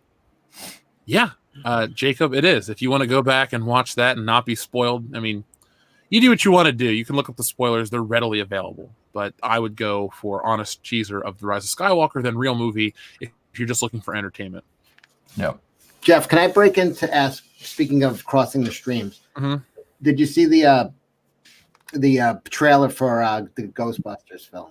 And it's Egon's grandkids and they're broke. How in the fuck would anybody related to one of the Ghostbusters be poor? They would be the richest people in the world. History changed. These guys literally rode the Statue of Liberty around New York like a robot. Yeah. They'd be the most famous people in the history.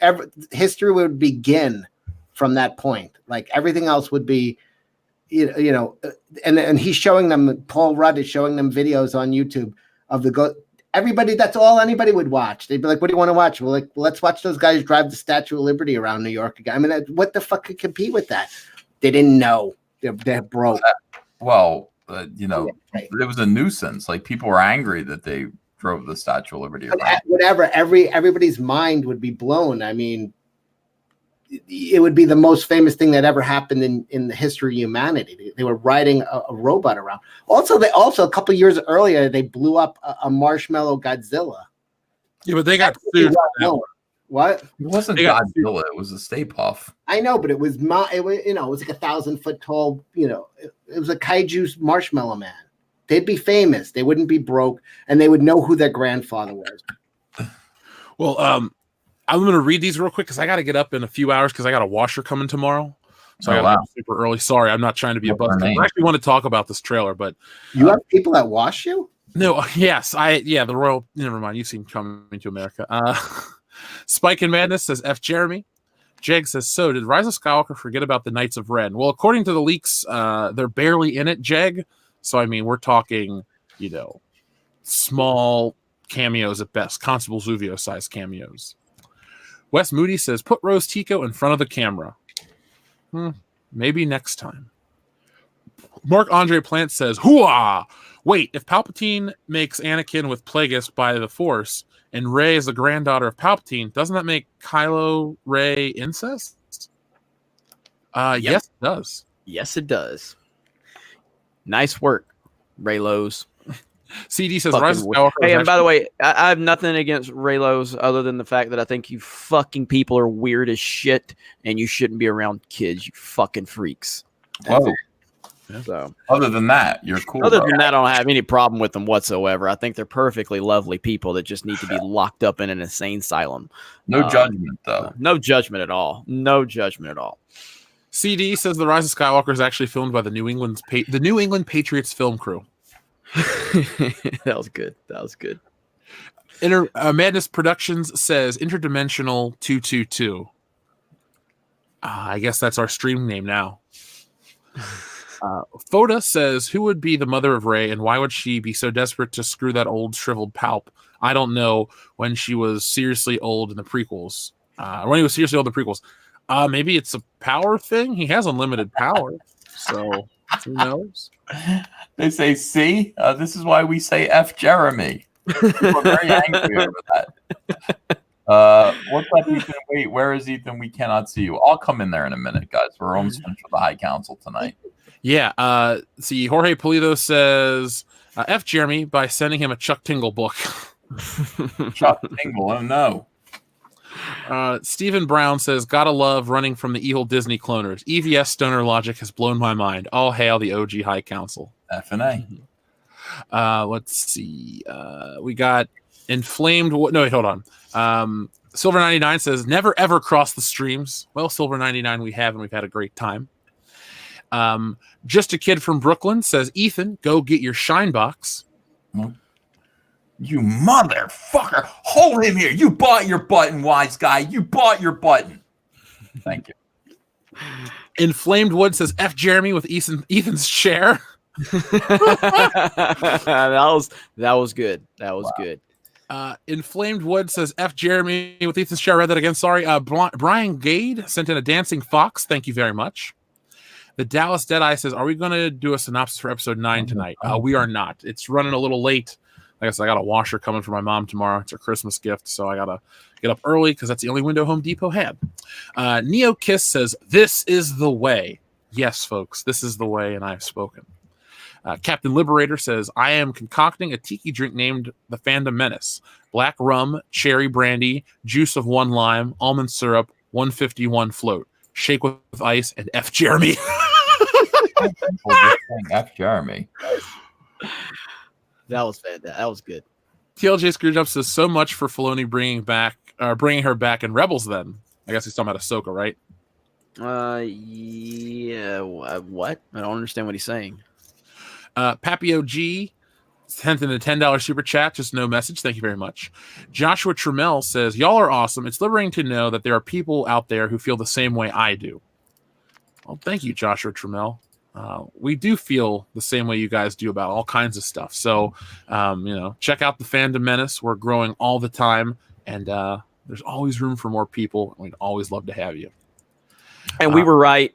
Just, not being arrogant or anything, but we were right, and all you fucking losers were wrong. And we tried to tell you exactly what was going to happen, and you didn't listen. So, oh yeah, we were definitely right the whole time. But just saying. Let's see. Chris Pavoto says, so Annie and Palps were friends, co-workers, and quick adversary. Rey from Palps, Kylo from Paps. Kylo kisses Rey and gets her pregnant. 7 years from now, the child will become a Skywalker. Watch, she's pregnant. That's the kind of level of stuff maybe Disney can support, but not us. So, Alec Munoz says the Return of the King. This just feels right. It does feel right. So we're quite excited. We also have our friend Art Vanderlei who says, does Ben pay the troll toll before draining his Nightman force into Rey? You got to pay the troll toll to me. So yeah, I'm pretty sure he does. Let's see. We got Really Good Chef who says, is Ethan called a human sunbeam because he weighs as much as the sun? That's fucking harsh.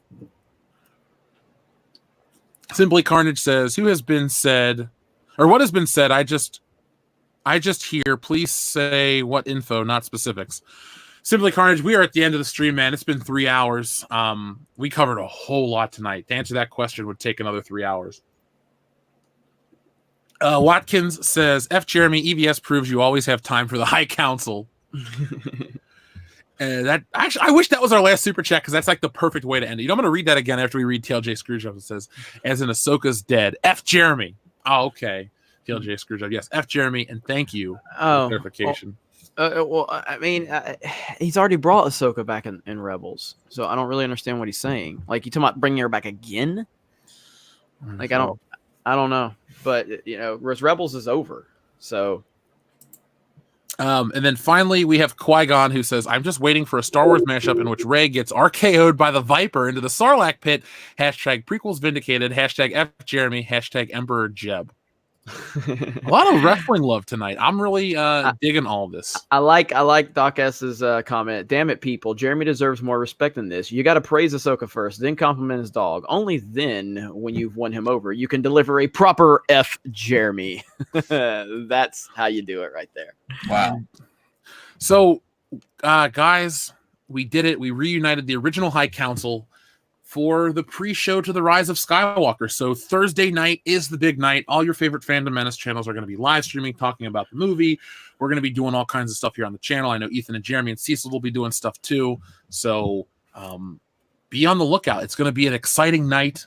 Tomorrow, about 9 p.m. here on this channel, I have the drunk commentaries for the Rise or Force Awakens and Last Jedi. So be kind to us, swinging COD. Ethan, is there anything you'd like to promote upcoming on the channel before we go? Yeah, subscribe to Comic Artist Pro Secrets, please. And I'm going to make that video about, we're going to explore the Mandalorian and see the hidden symbolism there that I think I'm detecting.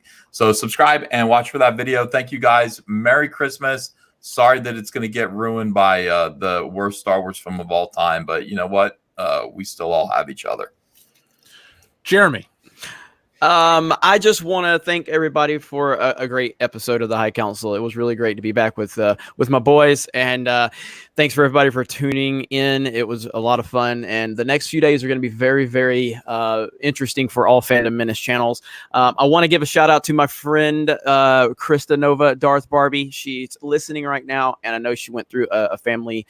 She's going through a difficult situation with her family, so I want to give her a shout out. And if you go follow her on Twitter, Miss Darth Barbie, she's awesome. And just want to send well wishes to her. So thanks for having me on, guys. Cecil. Well, Merry Christmas to you three and to everybody in the chat. And this was fun. It was good to have everybody back together. And check out the Jack Show Thursday night. F&A. Final super chat of the night comes from Dan the Man. Sup, y'all? Can you touch on Disney recasting the OG trio? Like they have other actors in line with Feige coming in or could be looking at a reset. Dan, I hope they never try to do that. They tried to recast Han Solo. That didn't work.